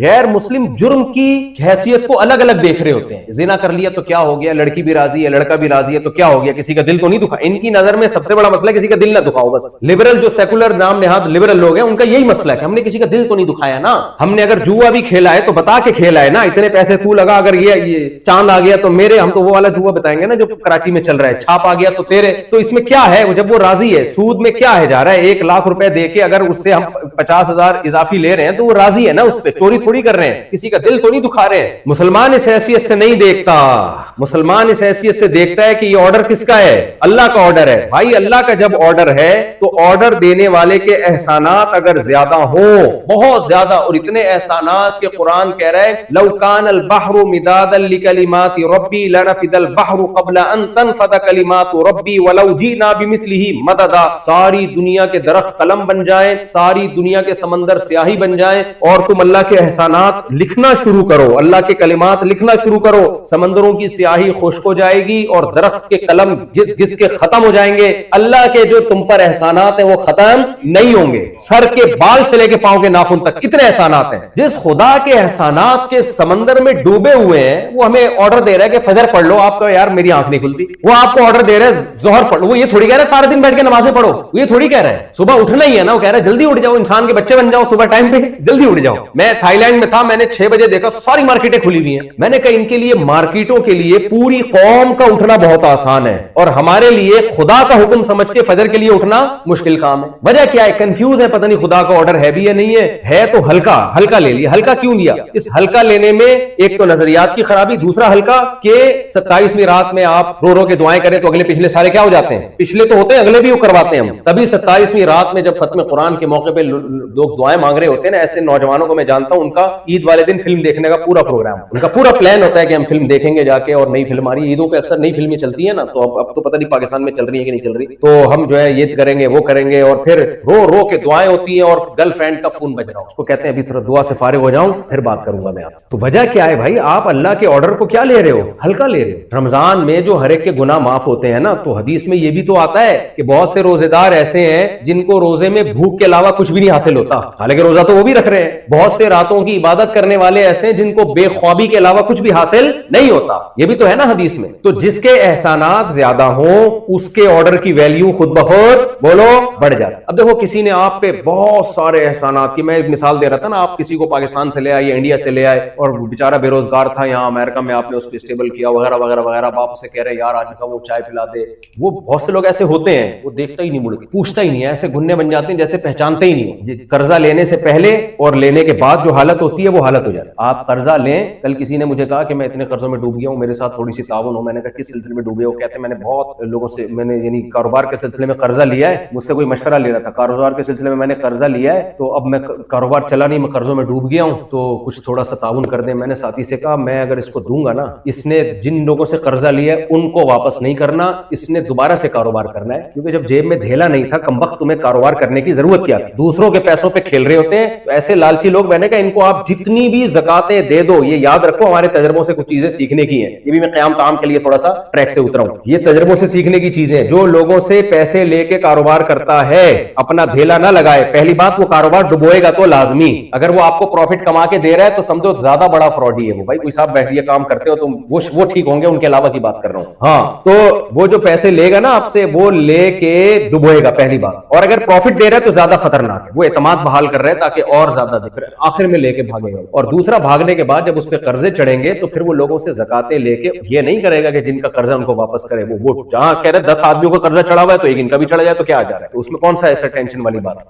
تو جس کے احسانات کے بوجھ تلے آپ ڈوبے ہوئے ہو, اس کا چھوٹا سا حکم کی نافرمانی بھی یہ چھوٹی نافرمانی کہلاتی ہے یا بڑی نافرمانی کہلاتی ہے؟ تبھی تو اسلام میں سب سے زیادہ جن کے احکامات کی تاکید کا حکم ہے, جن کے ساتھ حسن سلوک کا حکم ہے, وہ کون ہے؟ بولے نا زبان سے, وہ ماں باپ. اچھا, جس نے آپ پر احسان کیے یا آپ نے جس پر احسان کیا, اب آپ اس کا کوئی کام نہ کر رہے ہو تو کوئی قانون حرکت میں آتا ہے بھائی؟ ایک آدمی کو آپ نے چلنا سکھایا, ایک آدمی کو آپ نے بے روزگار تھا, بہت کچھ نواز دیا آپ نے, اب آپ اس سے چھوٹا سا کام کہتے ہو, وہ پہچاننے سے بھی انکار کر دیتا ہے, تو کوئی کیس ہو سکتا ہے اس کے خلاف؟ کوئی بھی نہیں ہو سکتا, کیونکہ یہ انلیگل نہیں ہے نا, یہ انلیگل نہیں ہے. لیکن یہ حلال ہے, حرام ہے, حرام ہے, اللہ نہیں چھوڑے گا قیامت کے دن. سمجھ میں آ رہی ہے بات کہ نہیں آ رہی؟ تبھی اسی سے یہ سمجھیں کہ جو والدین کو اولڈ ہاؤس میں جمع کرا لیتے ہیں, انلیگل نہیں ہے, یہ لیگل ہے. یا امریکہ میں کیا ہے, یہ لیگل ہے, اور اس پہ کوئی کیس نہیں بنتا. گورا اگر اپنے ماں باپ کو اولڈ ہاؤس میں جمع کرا دیتا ہے کہتے ہیں لیگل ہے, اور کہتے ہیں وہاں زیادہ اچھے ہوتے ہیں, کیرم بورڈ کھیلتے ہیں, سنوکر بھی کھیل رہے ہوتے ہیں, اور بہت کچھ ہوتا ہے وہاں پہ, اور وغیرہ وغیرہ.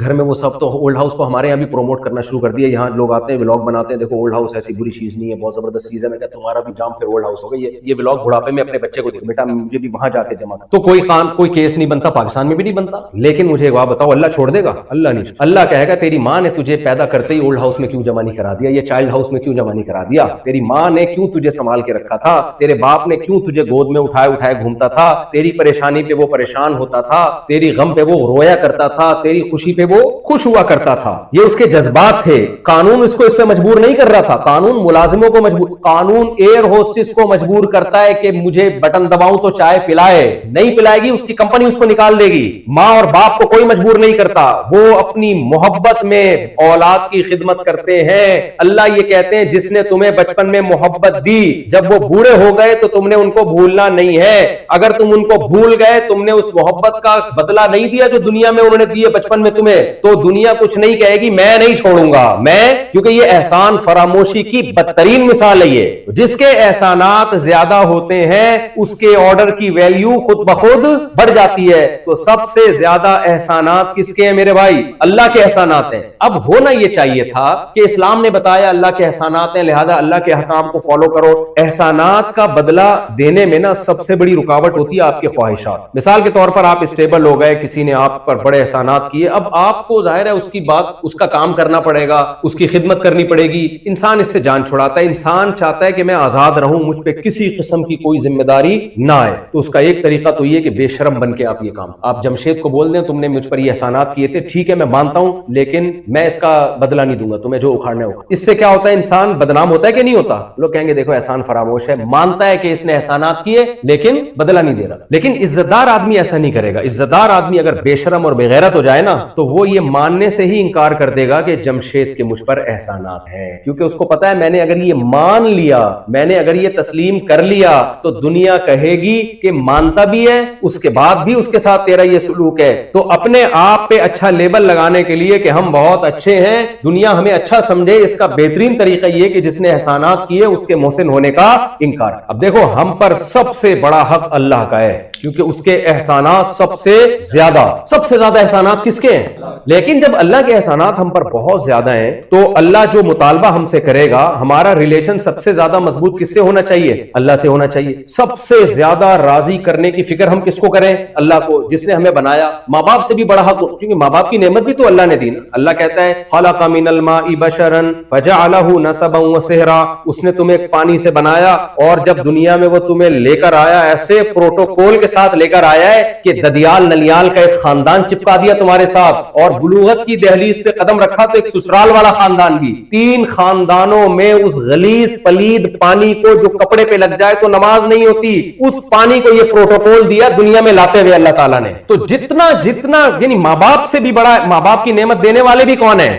اللہ ہے. تو انسانیت کو اس پہ جمع ہونا چاہیے تھا کہ سب سے پہلے ہم نے اگر کسی ذات کو خوش رکھنے کی کوشش کرنی ہے تو وہ کون سی ذات ہونی چاہیے؟ خدا ہونا چاہیے. لیکن انسان ڈیڑھ ہوشیار, انسان کیا نکلا؟ ڈیڑھ. جو شہوت پرست ہے نا, اس کی خواہشات کا ایک سمندر ہے. تو اس نے کیا کیا, اس نے کہا کہ اگر ہم خدا کو مانتے ہیں تو خدا کے احسانات کو بھی ماننا پڑے گا. اگر ہم مان لیں کہ اس کائنات کو کسی نے بنایا اور انسان کو کسی نے, جملہ مکمل کر لینا کیا جا رہا ہے, انسان کو, جمشید کو, چلو بول لو, جمشید کو کسی نے بنایا ہے, انسان کو کسی نے بنایا, یہ آنکھیں کسی نے بنائی. مجھے ایک بات بتاؤ, آپ کو کوئی آئی فون گفٹ کرتا ہے جس میں ایک ڈیجیٹل کیمرہ لگا ہوا ہے, آپ کیسے دل سے دعائیں دیتے ہو یار لیٹسٹ ورژن آئی فون 17 آ گیا کہ نہیں آیا؟ آ گیا ہے آئی فون 17 یار, تو نے مجھے گفٹ کر دیا یار, تھینک یو. اس میں کیمرہ لگا ہوا. ہماری ماں کے پیٹ میں 2 کیمرے بلٹن ہیں کمپنی کی طرف سے, جو ہماری آنکھوں میں بولو فٹ ہیں. آئی فون خود نہیں دیکھتا, ہماری یہ آنکھیں خود دیکھتی ہیں, محسوس کرتی ہیں, ہمارے کان خود سنتے ہیں. ایسا سیٹ اپ لگا دیا اللہ تعالیٰ نے. مجھے ایک بات بتاؤ, ایک آدمی آپ کے ہاتھ میں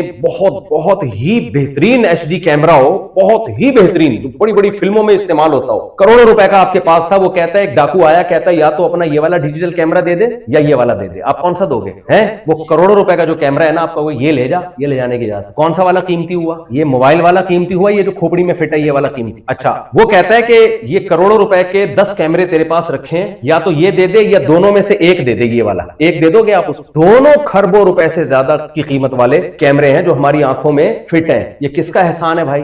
یہ کس نے دیا آپ کو؟ اب وہ اللہ کہہ رہے ہیں ان آنکھوں کو غلط استعمال مت کرو. تو بے شرمی کی بات ہے نا, یہ آنکھیں آپ غلط استعمال, اللہ کہہ رہے ہیں یہ تمہاری بیوی ہے دیکھنے کے لیے, اس کو دیکھو, آپ اس کو 100 دفعہ دیکھو, آپ بٹھاؤ, گپ شپ لگاؤ اس سے, اس کی باتیں سنو. ہم تو ذرا لبرل قسم کے مفتی, ہم کہتے ہیں اس سے گانا بھی سن لو آپ. مجھے لوگ کہہ رہے تھے میں اپنی بیوی کو گانا سناتا ہوں, मुझे सुना ले यार, बीवी को सुना रहा है, बहुत नेक आदमी, अल्लाह तुझे हज पे ले जाए। बाज़ उलमा कहते हैं यार गाने तो हराम है, नाजायज है। मैं कहता हूँ भाई बीवी को सुना रहा है गाना, इतना नेक आदमी आजकल, अल्लाह करे बीवी ही का तस्वुर करके गा रहा हो, वो ऐसा ना हो तस्वुर में कोई और हो, सामने बेगम बैठी भी हो। तो अल्लाह ने कहा कि मैंने जो हलाल नेमत रखी है देखने के लिए, कौन है तुम्हारे पास, इसको देखो। आप कह रहे हो नहीं मैं फौज फिल्में देखूंगा, मैं लड़कियों को देखूं, आंटियों को देखूंगा, तो ये इस आंख की नाशुक्री है या नहीं है? ये आंख की नाशुक्री, गैरत से जमीन में गड़ जाना चाहिए इंसान को। अगर गुनाह हो गया तौबा करे, गिड़गड़ाए अल्लाह के सामने, अल्लाह इकरारी मुजरिम हूं, बागी नहीं हूं, इकरार करता हूं तूने आंखें दी थी और मैंने तेरी आंखों को तेरी मर्जी के खिलाफ इस्तेमाल किया। जबान की नेमत जिससे हम जायके चखते हैं, ऐसा बेहतरीन इंस्ट्रूमेंट अल्लाह ने हमारे फिट कर दिया है, इसकी एडजस्टमेंट देखो। खाली मैं बोल रहा हूं ना कितनी स्पीड से, यानी जबान की लेंथ इतनी है कि ना दांतों से बाहर आ रही है ना दांतों से अंदर जा रही है, और बोलने में वो खुद अपने आप को एडजस्ट करती रहती है। अजीब ही, यानी आर्टिफिशियल अगर कोई लगाई जाए तो कभी दांत के नीचे चिपकेगी, कभी जितना निकालनी होगी निकलेगी भी नहीं वो बाहर। कोई वर्नियल कैलिपर था भाई जिसने बैठ के अंदर इसको एडजस्ट किया। आंखों की जो एडजस्टमेंट है वो इतनी करेक्ट है कि जरा सी मिलीमीटर भी अगर वो थोड़े से पुतले दाएं बाएं हो जाए तो एक के दो नजर आना शुरू हो जाते हैं। एक आदमी डॉक्टर साहब के पास गया ना कि मुझे एक के दो नजर आते हैं, डॉक्टर ने कहा आप तीनों को ये बीमारी है क्या? उसको तीन नजर आते थे। तो उसकी एडजस्टमेंट क्या हुई थी यार, इतनी कैलकुलेशन, इतनी जबरदस्त कैलकुलेशन। और ये आंख बन किससे रही है? रोटी से। मां खा रही है पराठा, अगर कराची में होगी तो क्या खा रही है वो? डीजल के पराठे खा रही है वो, है भाई। उससे क्या बन रही है? बच्चे की पेट में आंखें, जबान। कुछ भी खाएगी ना उसकी बॉडी को बाद में लगेगा, बच्चे की कंस्ट्रक्शन में पहले इस्तेमाल। सब कुछ रोटी से बन रहा है, सब कुछ रोटी से बन रहा है। गोश्त, अंडे, जो भी खाएगी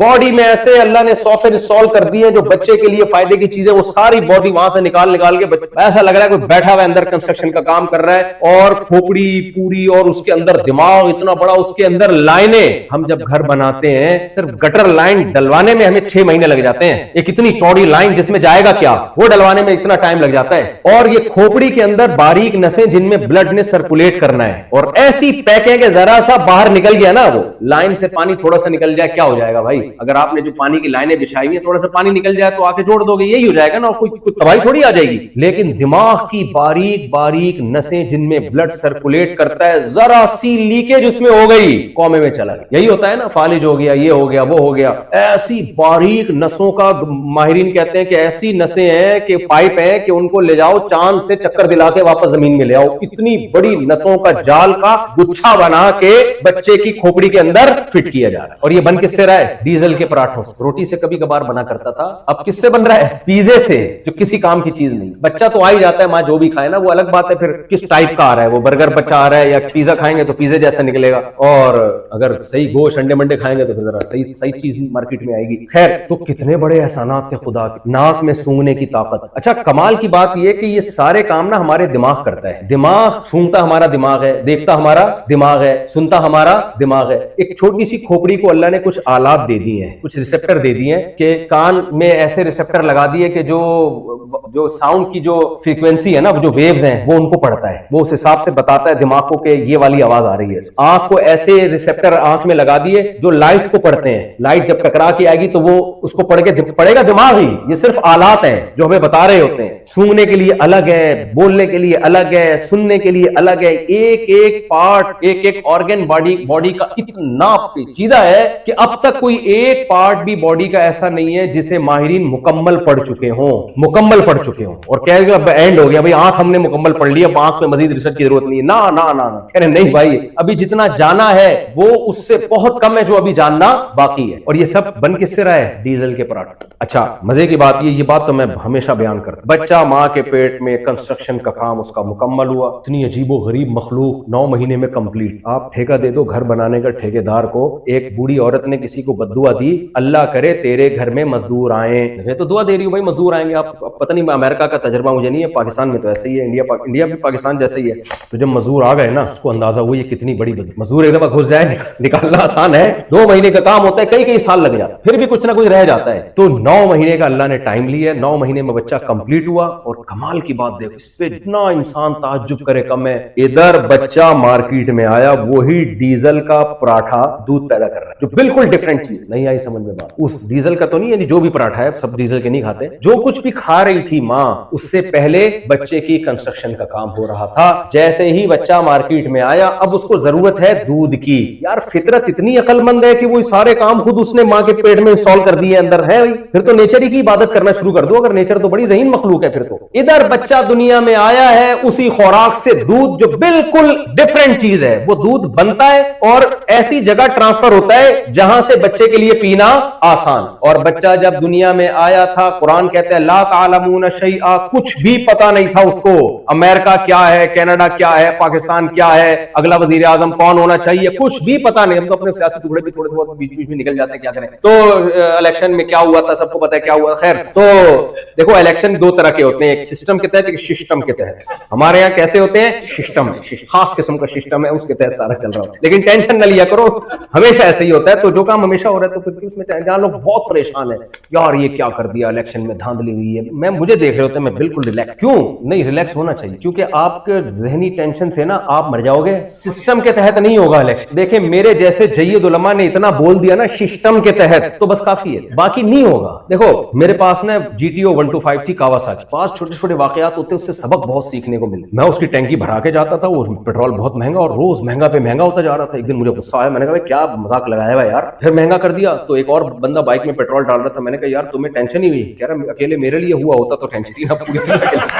جب لوگ کہتے ہیں الیکشن میں یہ ہوا, مطلب پہلی دفعہ ہوا ہوتا تو ٹینشن ہوتی ہے, تو ہو ہی رہے گا کیا. ہم اپنا بیوی بچوں کو پالو بھائی, اپنے جاب کی فکر کرو, اسٹیٹ کو بچانے کی فکر کرو. اسٹیٹ پہ کوئی سمجھوتا نہیں ہوگا. تو اچھے برے لوگ آتے رہیں گے جاتے رہیں گے, اچھے لوگوں کو لانے کی کوشش بھی کرو, یہ نہیں کہ ہاتھ پہ ہاتھ رکھ کے بیٹھ جاؤ. لیکن ٹینشن آدمی لینے سے اگر فائدہ ہوتا تو پھر آدمی ٹینشن لے, فائدہ نہیں ہو رہا تو اپنے آپ کو کمزور کرنے سے پاکستانی لوگ کمزور ہو جائیں گے. اس سے ملک کا فائدہ نہیں ہوگا اور زیادہ, کیونکہ ہر آدمی ایسے بیٹھا ہوا ہے جیسے توے پہ بیٹھا ہوا ہوتا ہے. جب میں آتا ہوں نا ایسے بحث کر رہا ہوتا ہے جیسے توے پہ بیٹھا ہوا ہے. میں کہتا ہوں نیچے اترے گا تو میں تیرے سے بات کروں گا. تو ملک پہ تو کوئی کمپرومائز بھائی, ملک کو تو بہرحال ہم نے ملک کی شکست پہ خوش نہ ہو, بس ملک کی شکست پہ خوش نہ ہو. بعض لوگ اتنا دشمنی میں آگے چلے جاتے ہیں کہ ملک کو نقصان ہو رہا ہے تو اچھل رہے ہیں 2-2 فٹ. ہاں یہ غلط ہے, یہ زیادہ. خیر یہ ٹاپک نہیں ہے میرا, بیچ میں اپنے مسئلے بھی میں لے آتا. تو اب دیکھو ادھر بچہ دنیا میں آیا اور ماں کی چھاتیوں میں دودھ پیدا ہو. کتنے احسانات, یہ سارے احسانات قرآن ہائی لائٹ کرتا ہے. یہ احسانات فزکس کی کتابوں میں نہیں کوئی بیان کرے گا آپ کو, کیمسٹری کی کتابوں میں بولو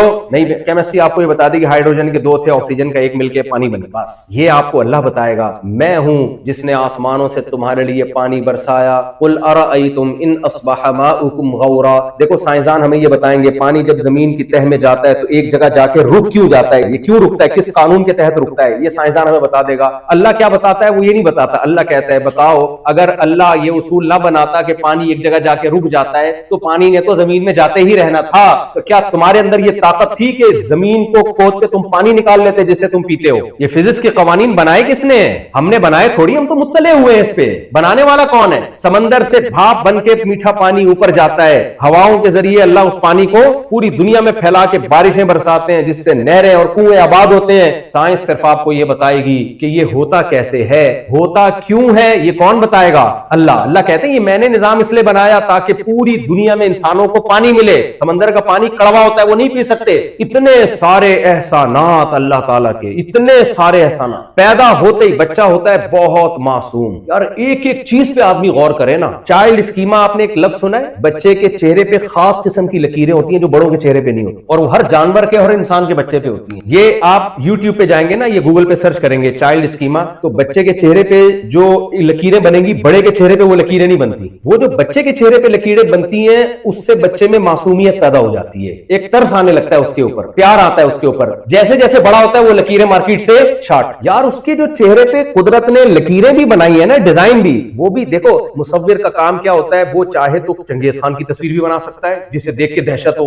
وہ چاہے تو ایسی تصویر بھی بنا سکتا ہے جسے دیکھ کے رونا آئے. بناتے ہیں نا مصور لوگ, جو تصویر بنانے والے لوگ ہیں وہ ایسی تصویر بناتے ہیں جسے دیکھ کے پیار آئے, رونا آئے. اور کچھ ایسی تصویریں ہوتی ہیں دیکھنے سے لگ رہا ہوتا ہے چور ہے, ظالم ہے, تو چہرے پہ ایسے آپ تصویریں بنا دیں تو ایسا لگے گا جیسے کوئی خون خوار انسان ہو, مجھ پہ حملہ کرنا چاہتا ہے. یہ ہے نا, اللہ تعالیٰ نے بچے کے چہرے پر ذرا سا بھی وہ رونے کی کوشش کرے یا ہنسنے کی کوشش کرے, اس کے چہرے پہ جس ڈیزائن سے لکیریں بنتی ہیں وہ بڑوں کے چہرے پہ نہیں بنتی. اس سے فائدہ کیا ہوتا ہے بچے کو؟ بڑے کی طبیعت اس کی طرف جاتی ہے, بڑے کو اس پہ ترس آتا ہے, کیونکہ بچہ کمزور ہے, وہ خود سے نہیں سروائیو کر سکتا. کوئی ایسا ہونا چاہیے جو اس پہ ترس کھائے اور اس کے لیے قربانی دے. تو قدرت نے اس کے چہرے پہ جو ڈیزائن بنا دیا ہے وہ ڈیزائن ایسا بنایا ہے کہ آپ کو اس پہ پیار آئے تاکہ اس کی حفاظت ہو. یہ ڈیزائننگ ایوالو ہونے کا نتیجہ بولو نہیں ہو سکتی, خود بخود نہیں ہو سکتا کہ پوری پینٹنگ بھی سوچ و سمجھ کے کی جا رہی ہے. اب خدا کے احسانات تھے, جب ہم پیدا ہوئے اس نے آسمان سے بارشیں برسائیں, فجعلناہ سمیعا بصیرا, سنتا دیکھتا بنایا. ہونا تو یہ چاہیے تھا جب اللہ کے پیغمبر آئے اور انہوں نے ہمیں بتایا کہ تم پر اس نے اتنے احسانات کیے, ہم خوش ہو جاتے ہیں, ہم کہتے ہیں ہم تو پہلے ہی مانتے ہیں خدا کے ہم پر احسانات ہیں, اب ہم خدا کو خوش کرنا چاہتے ہیں, کیا طریقہ ہے؟ تو پیغمبر ہمیں بتاتے کہ 5 وقت نماز کی پابندی کرو, رمضان کا 1 مہینہ روزہ رکھو, زندگی میں 1 دفعہ اس کے گھر کی زیارت کرو, اور اپنے مالوں میں زکات بھی نکالا کرو, صدقات و خیرات بھی نکالا کرو. وفی اموالہم حق للسائل والمحروم, جو لوگ اللہ کو مانتے ہیں ان کا سارا مال ان کا نہیں ہوتا, بلکہ ان کے مالوں میں ان کے رشتہ داروں کا اور ان جو محروم لوگ ہیں, جو ضرورت مند لوگ ہیں, ان کا حق ہوتا ہے. تو ہم دل کھول کے اللہ کی راہ میں خرچ کرتے ہیں. اللہ ہم تو تجھے تلاش کر رہے تھے, کوئی ہمیں بتائے کہ تو خوش کیسے ہوتا ہے. کسی اور غیر مسلم کے پاس خدا کو خوش کرنے کا کوئی مستند طریقہ موجود نہیں ہے. ہمارے پاس تو ہے, ہمیں تو اللہ بتاتا ہے کوئی ہے عبادت کا طریقہ, ان کی نظر میں وہ مستند ہے, لیکن آپ اس کو کمپیئر کریں اگر اسلام سے تو اسلام سپیریئر نکلے گا, اس کا پلڑا بہت بھاری نکلے گا. عبادت کا جو وضو دیکھ لو, جمعے کی نماز دیکھ لو, زکات دیکھ لو, ایک ایک چیز کو اٹھا کے دیکھو اسلام کے آرڈر. تو میرے بھائی ہمیں تو خوش ہونا چاہیے تھا کہ زنا کو حرام کر دیا, نکاح کو سنت بنا دیا, وغیرہ وغیرہ, جو پورے احکامات ہیں. عورت کو پردے کا حکم دیا, عورت دل و جان سے پردہ کرتی. بھائی میرے رب نے مجھے پیدا کیا, مجھے ماں کی نعمت دی, مجھے باپ کی نعمت دی, مجھے حسن و جمال دیا اس نے. اب وہ اگر کہہ رہا ہے کہ اس حسن کو چھپاؤ, ہر غیر مرد کے سامنے ظاہر مت کرو تاکہ اس کی نگاہیں خراب نہ ہو, اس کی نگاہیں گندی نہ ہو, تو خوشی خوشی اس بات کو لینا چاہیے تھا نا, پوری دنیا کو لینا چاہیے تھا. اور جس نے یہ پیغام پہنچایا سید الانبیاء صلی اللہ علیہ وسلم, وہ کہہ رہے لا اسألکم علیہ اجرا, میں اس دعوت پر تم سے کوئی مطالبہ نہیں کرتا, میرا کوئی کمیشن نہیں ہے, فری میں. جیسے میرے بیان بھی خوب سمجھ لیں فری میں ہوتے ہیں, یہ ذہن میں رکھیں, میرے کسی بیان کے کوئی پیسے ویسے نہیں ہوتے, کیونکہ بعض لوگوں میں یہ ہوتا ہے 4 بیویاں ایسے چل رہی ہیں, صاحب ایسا نہیں ہے. تو نبی صلی اللہ علیہ وسلم کا کوئی مفاد بھی نہیں ہے پیغام پہنچانے میں, پوری قوم آپ کو مکہ سے نکالنے پر مجبور کیا, تو ہونا یہ چاہیے تھا ان سب باتوں کو دیکھ کر ہم اللہ کے دین کو دل و جان سے قبول, بلکہ پوری انسانیت قبول کرتے. لیکن انسانیت نے بڑا ظلم کیا. انسانیت نے کیا کیا؟ بڑا ظلم. میسنجر آف گاڈ پہ بھی اعتراضات شروع کر دیے. کیا اعتراضات کیے؟ ان کی تعلیمات پہ نہیں, اعتراضات یہ ہو رہے ہیں آپ صلی اللہ علیہ وسلم نے ایک 50 سال کی عمر میں 9 سال کی لڑکی سے نکاح. اچھا میں بات آپ سے کہتا ہوں, زیادہ سے زیادہ اس عمل کو دنیا کے عرف کے لحاظ سے ظلم قرار دیا جائے گا نا, زیادہ سے زیادہ دنیا کے لحاظ, جو لوگ اعتراض کرتے ہیں, اور معاذ اللہ نقل کفر نباشت, یہ مان لیا جائے کہ ظلم تھا, تو کس کے ساتھ ہوا یہ ظلم؟ معاذ اللہ سیدہ عائشہ کے ساتھ ہوا, معاذ اللہ. ایسے ہی ہے نا. تو جب وہ بالغ ہوئیں, وہ بڑی ہو گئیں, تو وہ کہہ دیتی مجھ پہ ظلم ہوا ہے, مجھے علیحدگی دے دو. مدعی سست گواہ چست کی اصطلاح آپ نے کبھی سنی ہے بھائی؟ مدعی سست گواہ چست, میں کہہ رہا ہوں اس نے میرے پیسے لیے ہیں, سوری میں کہہ رہا ہوں اس نے ان کے پیسے لیے ہیں اور یہ چپ بیٹھے ہوئے ہیں, تو لوگ کہیں گے جس کے لیے وہ تو چپ بیٹھا ہوا ہے, ان کو پتہ نہیں, تو شاید ان کا کوئی کمیشن ہوگا اس میں. ایسا ہی ہے نا. کورٹ بلا کے پوچھ رہی ہے بھائی مفتی صاحب نے دعویٰ کیا ہے کہ جمشید نے ستار کے پیسے لیے ہیں, ستار تم کیا کہتے ہو؟ ستار کہہ رہے میں کچھ بھی نہیں کہتا. کورٹ اس کیس کو سنے گی, کورٹ کہے گی بھائی جس نے دعویٰ کیا وہ ٹائم ضائع مت کرو, نکلو یہاں سے. اگر سیدہ عائشہ رضی اللہ تعالی عنہا پہ ظلم ہوا ہے, آپ کم عمر تھی, تو ہمیشہ کم عمری میں ہی تھوڑی رہی ہیں, بعد میں بالغ ہوئی, بڑی ہوئی. پھر سورہ حجاب میں ہمیں پتہ چلتا ہے نبی صلی اللہ علیہ وسلم نے اپنی تمام بیویوں کو طلاق کا حق دیا ہے کہ اگر اس غربت میں تم میرے ساتھ رہنے پر راضی نہیں ہو تو میں تمہیں ڈیورس کا حق دیتا ہوں. یہ تو پوری امت کا اجماعی عقیدہ ہے کہ نبی صلی اللہ علیہ وسلم نے اپنی تمام بیویوں کو ڈیورس کا رائٹ دیا کہ تمہیں اختیار ہے. اور سیدہ عائشہ کو اسپیشل الگ سے اختیار دے کے یہ فرمایا کہ آپ جلد بازی کا فیصلہ مت کرو, اگر آپ کو علیحدگی چاہیے, اگر آپ کو میرے ساتھ رہنا ہے, یہ طلاق کا حق آپ کو یوز نہیں کرنا, تو جلدی جواب نہیں چاہیے, پہلے اپنے گھر میں جا کے مشورہ لیں. یہ کیوں پیغمبر سے یہ کام کروایا جا رہا ہے؟ قیامت تک کوئی شخص نبی کی سیرت پہ انگلی نہ اٹھائے کہ آپ کو معاذ اللہ سیدہ عائشہ چھوٹی عمر کی تھی, ان کو نقل کفر نباشت کوئی اندھیرے میں رکھ کے ان سے نکاح کیا گیا ہے, اور بعد میں تو اس نکاح پہ نادم تھی اور معاذ اللہ ان کے ساتھ ظلم ہوا. بھائی اب تو بالغ ہو چکی ہیں, ان کو اختیار دیا جا رہا ہے اور کہا جا رہا ہے جلدی نہیں, جا کے اپنے گھر میں پہلے مشورہ کرو. اور رہنا بھی اس غربت میں, گھر میں 40 دن چولہا نہیں جل رہا, ایج بھی نبی کی زیادہ, اور اکنومیکلی بھی حالات یہ ہے کہ گھر میں 40 دن خود سیدہ عائشہ کہتی ہیں چولہا نہیں جلتا تھا. مجھے بتاؤ ایسی صورت میں بھی جب سیدہ عائشہ کو اختیار دیا گیا تو سیدہ عائشہ کہہ رہی ہیں افی کا اشاور, بخاری کی حدیث, آپ کے بارے میں اپنے والدین سے مشورہ کروں میں کہ رہنا کہ نہیں رہنا. غضبناک ہو رہی ہیں کہ آپ نے سوچا کیسے کہ میں نے آپ کے ساتھ نہیں رہنا, یہ سوچا کیسے؟ اتنی محبت مل رہی ہے. تو یہ تو پیغمبر کی ایسی سیرت ہے کہ ایج ڈفرنس اتنا زیادہ اور ایک گھر میں غربت, اس کے باوجود سیدہ عائشہ آپ پر جان دینے کے لیے تیار ہیں. یہ تو بھائی ہمارے پیغمبر کی ایسے لوگ آج ملتے ہیں بھائی, آج ملتے ہیں ایسے لوگ. آپ اپنے بارے میں دیکھیں, اگر آپ کے گھر میں 40 دن چولہا نہ جلے اور آپ کی عمر بھی بیگم سے 30-35 سال زیادہ ہو, پہلی بات تو بیگم چولہا جل بھی رہا ہوگا نا تو کہے گی کہ اب میرے ابا نے میرے ساتھ ناانصافی, آپ 35 سال 40 سال 50 سال مجھ سے زیادہ ہیں, مجھے یہ شادی قبول نہیں, یہی ہوگا نا. اور اگر قبول کر لی تو ساری زندگی تانے دیتی رہے گی, بس وہ تو میں نے سوسائٹی اور خاندان کی پرمپرا تھی, ہم شریف لڑکیاں ہیں, ہم بس کر لیے, اب ٹھیک ہے, ہو گزارا چلائے. کیا خیال ہے؟ اور یہ بھی جب آپ ارب پتی ہو, آپ صبح شام, ایسا ہوتا ہے بعض دفعہ لڑکی کی عمر کم ہوتی ہے, لڑکا ارب پتی ہوتا ہے, تو کہتے ہیں چلو یار پتی ہے لیکن ارب بھی تو ہے نا, تو لڑکی مان لیتی ہے, چلو بھائی جانے دو یار, ٹھیک ہے چلتا ہے, پیسہ بہت ہے. ہمارے نبی کے پاس تو پیسہ نہیں ہے, خود سیدہ عائشہ اس حدیث کی راوی ہیں, اس کے باوجود اور پھر ڈیورس کا حق بھی دیا جا رہا ہے, پھر بھی کہہ رہی ہیں, اور پھر یہ بھی کہا جا رہا ہے مشورہ کرو, اس پہ غضبناک ہو رہی ہیں, فی کا اشاور, یا آپ نے سوچا کیسے میرے بارے میں, اور اعتراض کرنے والا کہہ رہا ہے کہ ظلم ہوا تھا. تو یہ کیا, یہ اعتراض ہے نہیں, اعتراض یہ نہیں ہے, اصل میں اعتراض یہ کہ نبی کو میسنجر آف گاڈ مان لیا تو نبی کی باتوں کو بھی ماننا پڑا, وہاں سے جان چھڑانا چاہ رہے ہیں. تو اس کے لیے ایک طریقہ تو ایک طریقہ یہ نکالا ہوا ہے کہ میسنجر آف گاڈ کا انکار. اب بولو آپ پیغمبر اللہ کے معاذ اللہ پیغمبر ہے ہی نہیں, پھر آپ کی ذات پہ اعتراضات کرنا شروع کر دو جو بنتے نہیں ہیں. دوسرا اعتراض جو اس سے بھی بڑا جرم کیا وہ کیا کیا, خدا کے وجودی کا انکار کر, کیونکہ خدا کو مانیں گے تو پھر آگے مسائل کھڑے ہوں گے, وہ خدا کیا چاہتا ہے, اس خدا کے احسانات کیا ہیں. جب خدا کو مانیں گے تو ماننا پڑے گا یہ آنکھیں کس نے دی ہیں, اللہ نے دی ہیں. پہلے زمانے میں تو یہی ہوتا تھا, بچوں کو بتایا جاتا تھا دیکھو بیٹا اللہ نے آنکھیں دی, بچہ مان لیتا بھائی اللہ نے دی ہیں, تو بیٹا غلط استعمال نہیں کرنا. اچھا ابو ٹھیک ہے. وہ ایک آدمی کے, چلو بات لمبی ہو جائے گی, بات کو سمیٹ رہا ہوں میں, بڑی دلچسپ بات تھی لیکن پھر اللہ کبھی موقع ملے گا. ایک خاتون کا شوہر مر گیا تو روتے روتے کہہ رہی ہائے ہائے میرے میاں بہت اچھے تھے, کبھی خاتون کو نظر اٹھا کے نہیں دیکھا, جب بھی دیکھا ٹٹی کی باندھ. تو جو ہے بچے کو ہم سمجھاتے ہیں اللہ کی نعمتیں, اللہ کی نعمتیں, اللہ کی نعمتیں, یہ مت کرو, اللہ نے چوری کو حرام قرار دیا, بڑوں سے بد کلامی کو حرام قرار دیا, اللہ نے اس کو حرام قرار دیا. تو بچہ اگر وہ گناہ کرتا بھی ہے بڑے ہو کر ایک احساس جرم تو ہوتا ہے نا, لیکن انسانیت نے کیا ظلم کیا, انہوں نے کہا اللہ کو سوسائٹی سے نکالو. سارے مسائل کہاں سے کھڑے ہو رہے ہیں, گاڈ کی وجہ سے کھڑے ہو رہے ہیں سارے. اب نکالیں کیسے, نکالنا آسان نہیں. پھر آنکھیں کس نے دی بھائی, یہ زبان کس نے دی, یہ ناک کس نے دی, کان کس نے دیے, ماں کی چھاتیوں میں دودھ کون پیدا کرتا ہے, آسمان سے بارش کون برساتا ہے, انظروا الی ثمرہ اذا اثمر, اللہ کہتے ہیں اس انار کو دیکھو, مٹی پانی گوبر کے ملاپ سے ایک انار پیدا ہوتا ہے, اس کے پھلے پھولنے کے منظر کو تو دیکھو, انار سرخ ہوتا ہے, کیسا بہترین رس اس کے اندر, اور دانے کیسی خوبصورت پیکنگ میں اور مختلف پرتوں میں, ایسا نہیں کہ ٹیڑے میڑے دانے, نہ ایک بڑی خوب انگور کے گچھے دیکھو, کیلے کے گچھے دیکھو, سیب کے اوپر کی پرت دیکھو, اور پھر اس بیج کے اندر سافٹ ویئر کیسے انسٹال ہوئے ہوئے ہیں بھائی. آپ نے بیج زمین میں ڈالا, اس بیج سے ایک پودا نکلا, اس سے بیل نکلی, اس سے پھول نکلے, پھول تتلیوں کو اٹریکٹ کریں گے, نر مادہ پھولوں کا ملاپ ہوگا,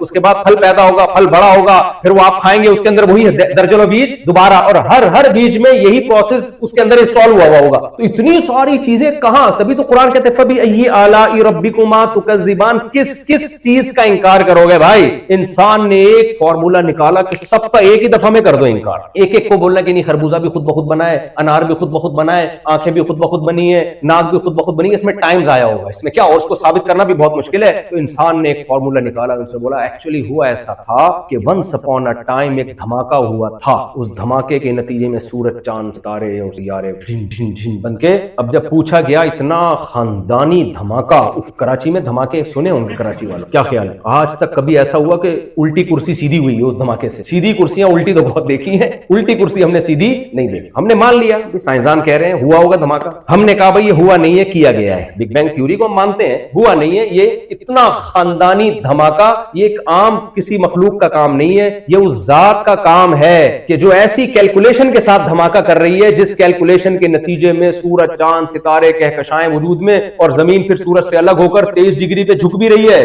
جس سے موسم بن رہے ہیں, اور جناب وہ پھر سورج کے گرد گھوم بھی رہی ہے اور اس سے خاص کیلکولیشن کے ساتھ گھوم رہی ہے. یہ دھماکہ ہوا نہیں ہے, یہ دھماکہ آرڈر پہ کیا گیا ہے. دھماکے کا تو یہ جواب ہو گیا. پھر انہوں نے کہا انسان کیسے آیا, ایکچولی انسان, اب ہم یہ کہیں کہ آنکھ بھی خود بنی ہے, نہیں, ایک سیل وجود میں آیا تھا, اتفاق کیسے آ گیا, اس سیل کی جو ترکیب ہے وہ اتنی پیچیدہ ہے, وہ تو کروڑوں سال میں وجود میں نہیں آ سکتی. سائنسدان کہتے ہیں کروڑوں کون کہہ رہے ہیں, اربوں سال کہہ رہے ہیں. اربوں سال میں ایسا لا آف چانس بھی ایک ہوتی ہے نا, بائی چانس بھی کچھ چیزیں ہو جاتی ہیں, تو بائی چانس کروڑوں سال میں ایک سیل وجود میں آ گیا جس میں زندگی کی ابتدا ہوئی ہے. ابے اس میں زندگی کہاں سے آئی, بے جان چیز وجود میں آ سکتی ہے نا, اس میں حیات کیسے پڑ گئی؟ کہہ رہے لا آف چانس کے تحت کھربوں سال میں جب کھربوں خلیوں کے ساتھ ایسا ہوگا تو ایک آدھ سیل ایسا بھی ہو سکتا. کھربوں, ہم نے کہا کھربوں بھی نہیں, میں کہا چلو کھرب کو کھرب سے ضرب دے دو. اب کون ماضی میں جا کے دیکھ رہا ہے کہ کتنے کھرب سال لگے, اچھا ایک سیل وجود میں آ گیا. پھر کیا ہوا یار, پھر انسان جمشید کہاں سے, مجھے جمشید کا بتاؤ, جمشید کیسے بنا, کیونکہ میں تو جمشید کو دیکھ رہا ہوں, اس کی 2 آنکھیں اور اس سے زبردست ایڈجسٹمنٹ, یعنی ایسے ہی نہیں ہو گیا. یہی تو بات ہے, مولویوں کو سائنس کا تو پتا ہے ہی نہیں.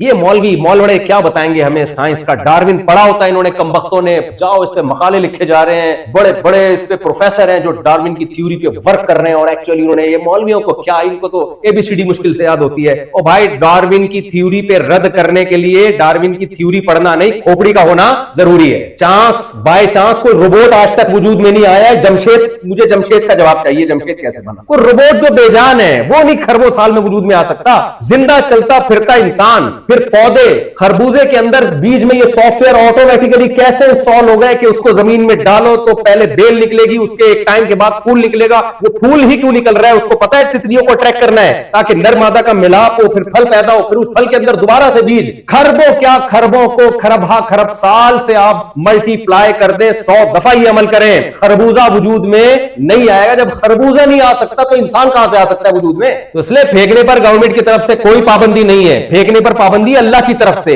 اس لیے جو ڈارون کی تھیوری کی بیس پہ خدا کے منکر ہیں، گورنمنٹ ان کو سزا نہیں دے گی، ان کو سزا کون دے گا؟ وہ خدا دے گا جس نے بنایا ہے۔ مولوی کا کام ہے خدا کا پیغام آپ تک پہنچا دینا، علماء کا کام، پیغمبروں کا کام اللہ کا پیغام پہنچا دینا، باقی آگے اس کو آپ اس اللہ کے عذاب سے ڈریں یا نہ ڈریں یہ علماء کا کام نہیں ہے۔ آپ مذاق اڑاتے رہے، مولویوں کو کیا پتا سائنس کا۔ میں دیکھتا ہوتے نیچے کمنٹس میرے بارے میں آئے ہوتے ہیں، ان کو سائنس کے، ان کو ڈارون کا پتا ہے، ڈارون کی اسپیلنگ آتی ہے ان کو۔ اور بھائی ہمیں اسپیلنگ آئے نہ آئے، ہمیں یہ پتا ہے جمشید خود بخود نہیں بن سکتا۔ ہم دیسی لوگ ہیں، دیسی اسٹائل میں بات کرتے ہیں، نہیں ہو سکتا یہ آٹومیٹیکلی، اتنا لا آف چانس کے تحت ایسا ہوا ہے۔ اور کمال کی بات ہے ڈارون کے تحت ارتقا کرتے کرتے ہم اینڈنگ پوائنٹ پہ ہی سب کچھ مل رہا ہے، یعنی جو جانور ایوالو ہو کے جہاں پہنچا ہے نا اس کی انتہا بھی یہی ہے، تو ہم آخری اسٹیشن پہ کیوں کھڑے ہوئے؟ تھوڑا ہم پہلے پیدا ہو جاتے، کچھ چیزوں کا بھی مزید ایوالو ہوتے ہوئے دیکھ لیتے۔ نہیں آئی سمجھ میں بات؟ مثال کے طور پر شہد کی مکھی، سائنسدان کہیں گے قرآن کہتے ہیں میں نے بنائی، اوحا ربک الی النحل، تیرے رب نے مکھی کو بنایا اور مکھی کی چھوٹی سی کھوپڑی میں ایک سافٹ ویئر ڈال دیا، وہی کی، اس کو سکھایا ایسے چھتا بنانا ہے، ایسے ملکہ مکھی، مزدور مکھی، یہاں سے پھولوں کا رس تو نے چوسنا ہے اور اس طرح سے تو نے بائی ایئر سفر کرنا ہے، اپنے چھتے تک پہنچنا ہے، اس طرح سے تو نے شہد تیار کرنا۔ اللہ کے پاس جواب آسان ہے کہ یہ کس نے سکھایا ہے؟ اللہ۔ جو خدا کے منکر ہیں ان کو بہت بڑی مصیبت میں پھنس جاتے ہیں، ان سے پوچھو شہد کی مکھی کیسے وجود میں آئی؟ جمشید تو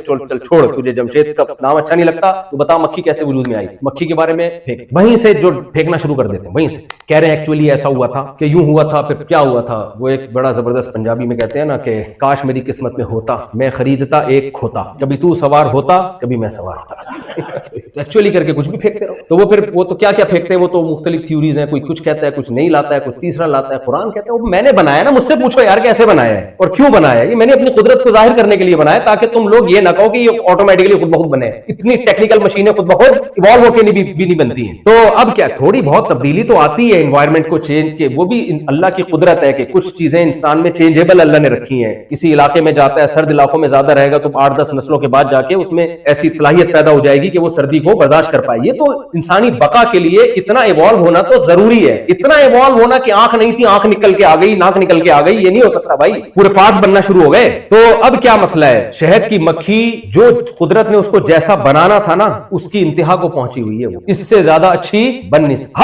ہر جانور کو جیسا ہونا، اس کی چونچ جیسی ہونی چاہیے، اس میں سونگنے کی حس جیسی ہونی چاہیے، جو بھی اس کے لیے ضروری تھی۔ تبھی قرآن کہتا ہے احسن کل شیء خلقہ، ہر چیز کو بہترین انداز سے اس نے بنایا۔ فرعون نے موسیٰ علیہ السلام سے پوچھا تھا نا رب کون ہے، کیا ہے، بڑا گھننا بن گیا تھا جیسے پتہ ہی نہیں خدا کے بارے میں۔ تو موسیٰ علیہ السلام نے فرمایا جس نے ہر چیز کو بہترین بنایا ثم ہدا، پھر اس کو نیچر کے ٹریک پہ چلا۔ ہر جانور اپنی نیچر کے راستے پہ چل رہا ہے، اس کو ایک خاص نیچر دی گئی ہے، اس ٹریک سے ہٹتا نہیں ہے۔ تو موسیٰ علیہ السلام نے کہا یہ آٹومیٹیکلی سب کچھ ہوتا تو ایک خاص ٹریک پہ جو اس کے لیے سوٹیبل ہے، یہ بہت اہم لفظ ہے، اتفاق سے جو چیز ہوتی ہے جس ٹریک پہ انسان چلتا ہے وہ سوٹیبل ٹریک نہیں ہوتا۔ سوٹیبل ٹریک باقاعدہ ارادے سے چلا جاتا ہے یا کوئی چلاتا ہے؟ دیکھو بچہ اپنے ارادے سے اسکول نہیں جاتا، اس کو نہیں پتا اسکول کا راستہ کیا ہے۔ ماں بچے کو اسکول کی وین میں خود بٹھاتی ہے، ایسا نہیں ہوتا بچہ باہر نکلے اس کو پتہ ہی نہیں کہاں جانا ہے، کسی بھی وین میں چڑھ گیا تو اتفاق سے وہ وین اس کے اسکول ہی جا رہی ہے۔ کیا خیال ہے بھائی؟ ایسا ہوتا ہے؟ نہیں ہوتا۔ اور جب آدمی سمجھدار ہو جاتا ہے تو اپنی کھوپڑی استعمال کرتا ہے کہ میں نے کس ٹریک پہ جانا ہے کس ٹریک پہ نہیں جانا۔ تو موسیٰ علیہ السلام نے فرعون سے کہا کہ ہر جانور کو بنایا اور اس کو اس کے جو فطری ٹریک تھا اس پہ اس نے چلا دی۔ جانور تو نہیں چل سکتا، اس میں اتنی سمجھ تھوڑی ہے۔ بکری کا بچہ پیدا ہوتے ہی اس کے تھنوں کی طرف لپکتا ہے. کس نے سکھایا؟ ابھی تو پہلا دن ہے, کوئی اسکول کوئی انسٹیٹیوٹ کچھ بھی نہیں, پہلا دن ہے اور تھنوں کی طرف لپکنا شروع ہو گیا. یہ وہ ٹریک کون سا ٹریک ہے؟ یہ اس کی نیچر کا ٹریک ہے. اس پہ کسی نے اس بکری کے بچے کو چلایا؟ ماں نے نہیں چلایا, ماں کو تو ابھی سکھانے کا ٹائم ہی نہیں ملا ہے. خرگوش کی مادہ جب بچے دیتی ہے, پہلی دفعہ بھی جب دے گی نا, تو اپنے ساری باڈی کے بال نوچ کے زمین پہ کارپٹ کی طرف بچھا دیتی ہے, اس پہ بچے جنتی ہے. وہ یہ کس نے سکھایا میرے بھائی؟ یہ خود بخود نہیں ہو سکتا. میں تو مرغیاں پالتا ہوں, کبھی آپ خوشبو لگا کے آؤ, آپ کو دکھاؤں گا میں مرغیاں. خوشبو ہدیہ لے کے نہیں آؤ, خوشبو لگا کے آ جائے. خوشبو انسان اپنی مرضی کی استعمال کرتا ہے. لوگ مجھے ڈبے بھر بھر کے بیچارے محبت میں دے رہے ہوتے ہیں خوشبو, ساری پاس, کیونکہ میں نے اپنے لیے سلیکٹڈ خوشبو میں خود ہی لیتا ہوں, وہ میں استعمال کرتا ہوں. تو خوشبویں آپ محبت کی قدر کرنی چاہیے انسان کو, لیکن یہ ذہن میں رکھو ہمارے پاس خوشبو کے پارسل کرنے کا کبھی کبھار تو نیت خراب ہوتی ہے, بزنس شروع کر دو, لیکن وہ زیادہ ہو جائے گی, وہ برا لگتا ہے. وہ بہت برا لگتا ہے کہ ہدیوں کے پرفیوم آ رہے ہیں اور آدمی مارکیٹ میں بیچنا شروع کر دے. تھوڑا سا ویسے بغیرت بن جائے تو بہت فائدے ہیں. ایک آدمی نے کہا نا, رشتہ ہے تمہارے لیے لیکن گھر داماد بننا پڑے گا اور سسرال کے خرچوں پہ پلنا پڑے گا. اس نے کہا گھر داماد بے غیرتی شرمی قبول ہے.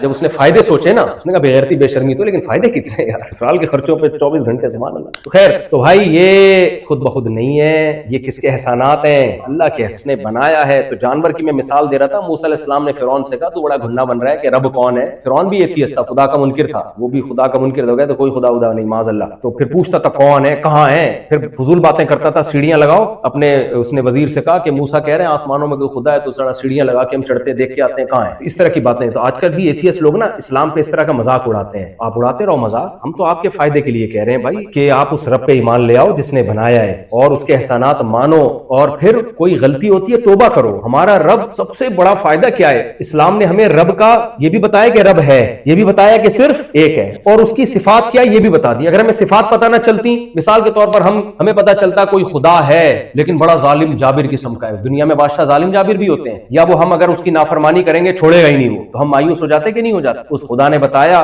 مجھ پر ایمان لے کر آؤ. وَمَن يَعْمَلْ سُوءًا أَوْ يَظْلِمْ نَفْسَهُ, بس یہ آخری آیت پڑھ کے میں اپنے بیان کو ختم کرتا ہوں. وَمَن يَعْمَلْ سُوءًا أَوْ يَظْلِمْ نَفْسَهُ ثُمَّ يَسْتَغْفِرِ اللَّهَ يَجِدِ اللَّهَ غَفُورًا رَحِيمًا. قرآن میں اگر مجھ سے کوئی پوچھے سب سے مزے کی آیت کون سی ہے, یا کسی بھی تھوڑا سا ایمان والے سے پوچھے تو وہ کہے گا یہ آیت سب سے مزے کی ہے. قرآن سب سے مزے کی آیت کون سی ہے؟ دیکھو قرآن میں آیتیں بھی ہیں, جو یہ جرم کرے گا اس کو یہ سزا ملے گی, یہ جرم کرے گا یہ سزا ملے گی, یہ بھی ہے. جہنم کی وعیدیں بھی ہیں, جنت کے باغات کا تذکرہ بھی ہے. ایک مولوی صاحب سے کسی نے پوچھا, بدعتی مولوی تھے, مولانا ایسے ہوتے نہیں ہیں لیکن دونوں طرح کے مولانا مارکیٹ میں چل رہے ہوتے ہیں. ہمارے نانا بھی مولوی تھے, صحیح والے مولوی تھے, غلط نہیں تھے. وہ کس سے سنایا کرتے تھے بدعتی مولویوں کے جو کھاؤ پیو کرتے ہیں. کہتے ہیں ایک مولوی صاحب کا انتقال ہو گیا, تو کہیں سے دعوت آئی کسی کی میت پہ بریانی شریانی کی نا, تو انہوں نے کہا مولوی صاحب تو مر گئے, چلو ان کے بچوں کو بلا لیتے ہیں. تو بچوں کو انوائٹ کیا, اب ہمارے یہاں میت کا کھانا ہے, آپ آ جائیں, آپ کے والد صاحب آ کے کھایا کرتے ہیں, انہوں نے زندہ کر. تو بیوہ نے کہا اپنے بچوں سے دیکھو اپنے باپ کی روح کو تکلیف نہ پہنچے, فل طبیعت سے کھا کے آنا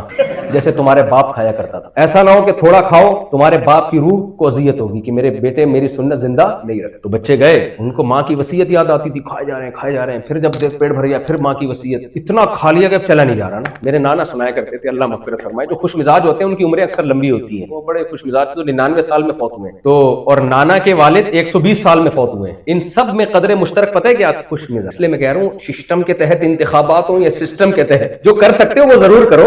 ٹینشن لینے کی ضرورت, ٹینشن سے ڈپریشن ہوتی ہے اور نفرتیں پھیلتی ہیں. سب صحیح ہے, یعنی سب صحیح کا مطلب یہ نہیں کہ جو غلط ہے اس کو پروموٹ کرو آپ, لیکن ٹینشن لینے میں آپ یہ سمجھو کہ یار بہت دنیا میں صحیح بھی ہوگا غلط بھی ہوگا. اور کچھ بہت ساری معلومات ایسی ہوتی ہیں ہمیں ہوتی نہیں, بہت ساری. جب آپ ڈیپ میں جاؤ گے بہت کچھ کھلتا ہے, پر کیا ہوتا ہے ہمیں نہیں, ہم اور آپ یہاں بیٹھ کے یوٹیوب اور فیس بک پہ تجزیے کر رہے ہوتے ہیں. جب آپ ڈیپ میں جاؤ گے تو کہانی کچھ اور ہی نکل رہی ہوتی ہے. اس لیے بہت زیادہ اپنی رائے پر اصرار بھی نہ کیا. جو آپ سمجھ رہے ہو وہ حرف آخر ہے, ممکن ہے آپ غلط, یہ بھی ممکن. تو بہت کچھ الگ بھی ہوتا ہے. ہم جس کو غلط سمجھ رہے ہوتے ہیں وہ صحیح نکلتا ہے, جس کو صحیح سمجھ رہے ہوتے ہیں وہ غلط نکلتا ہے. تو رائے دو ضرور, مگر اتنے کانفیڈنٹلی کہ اس پہ اڑ جانا, ایمان کا حصہ بنا دینا, یہ نہیں ہے. اس میں تھوڑی سی لچک رکھو. کسی نے بڑی اچھی بات کہی ہے, کسی سے محبت کرو اتنی کہ پیچھے واپسی کا راستہ بھی رہے آپ, اور کسی سے نفرت کرو تو اتنی کہ اس سے عقیدت کا راستہ بھی تھوڑا سا باقی رہے. جس بیس میں محبت کی تھی تو اگر آپ کو پتا چل جائے کہ یہ بیس غلط تھی تو آپ بے ہوش ہو کے ہلاک نہ ہو جاؤ. بعض لوگ کسی بزرگ سے عقیدت رکھ لیتے ہیں نا, بہت زیادہ حضرت نیک ہیں, چند بیانات سن لیے ان کے بہت نیک ہیں, اور پھر وہ اتنا عقیدت میں بعد میں بتائی 2 نمبر نکلے, تو وہ اسلام سے ہی مرتد ہو جاتے ہیں. تو بھائی عقیدت اعتدال سے کرتے کہ یار انسان ہے, غلط بھی ہو سکتا ہے, پہلے اعتدال سے ہوتی تو پھر واپسی کا آپشن. ہم لوگ بعض دفعہ کسی کی عقیدت یا نفرت میں اتنا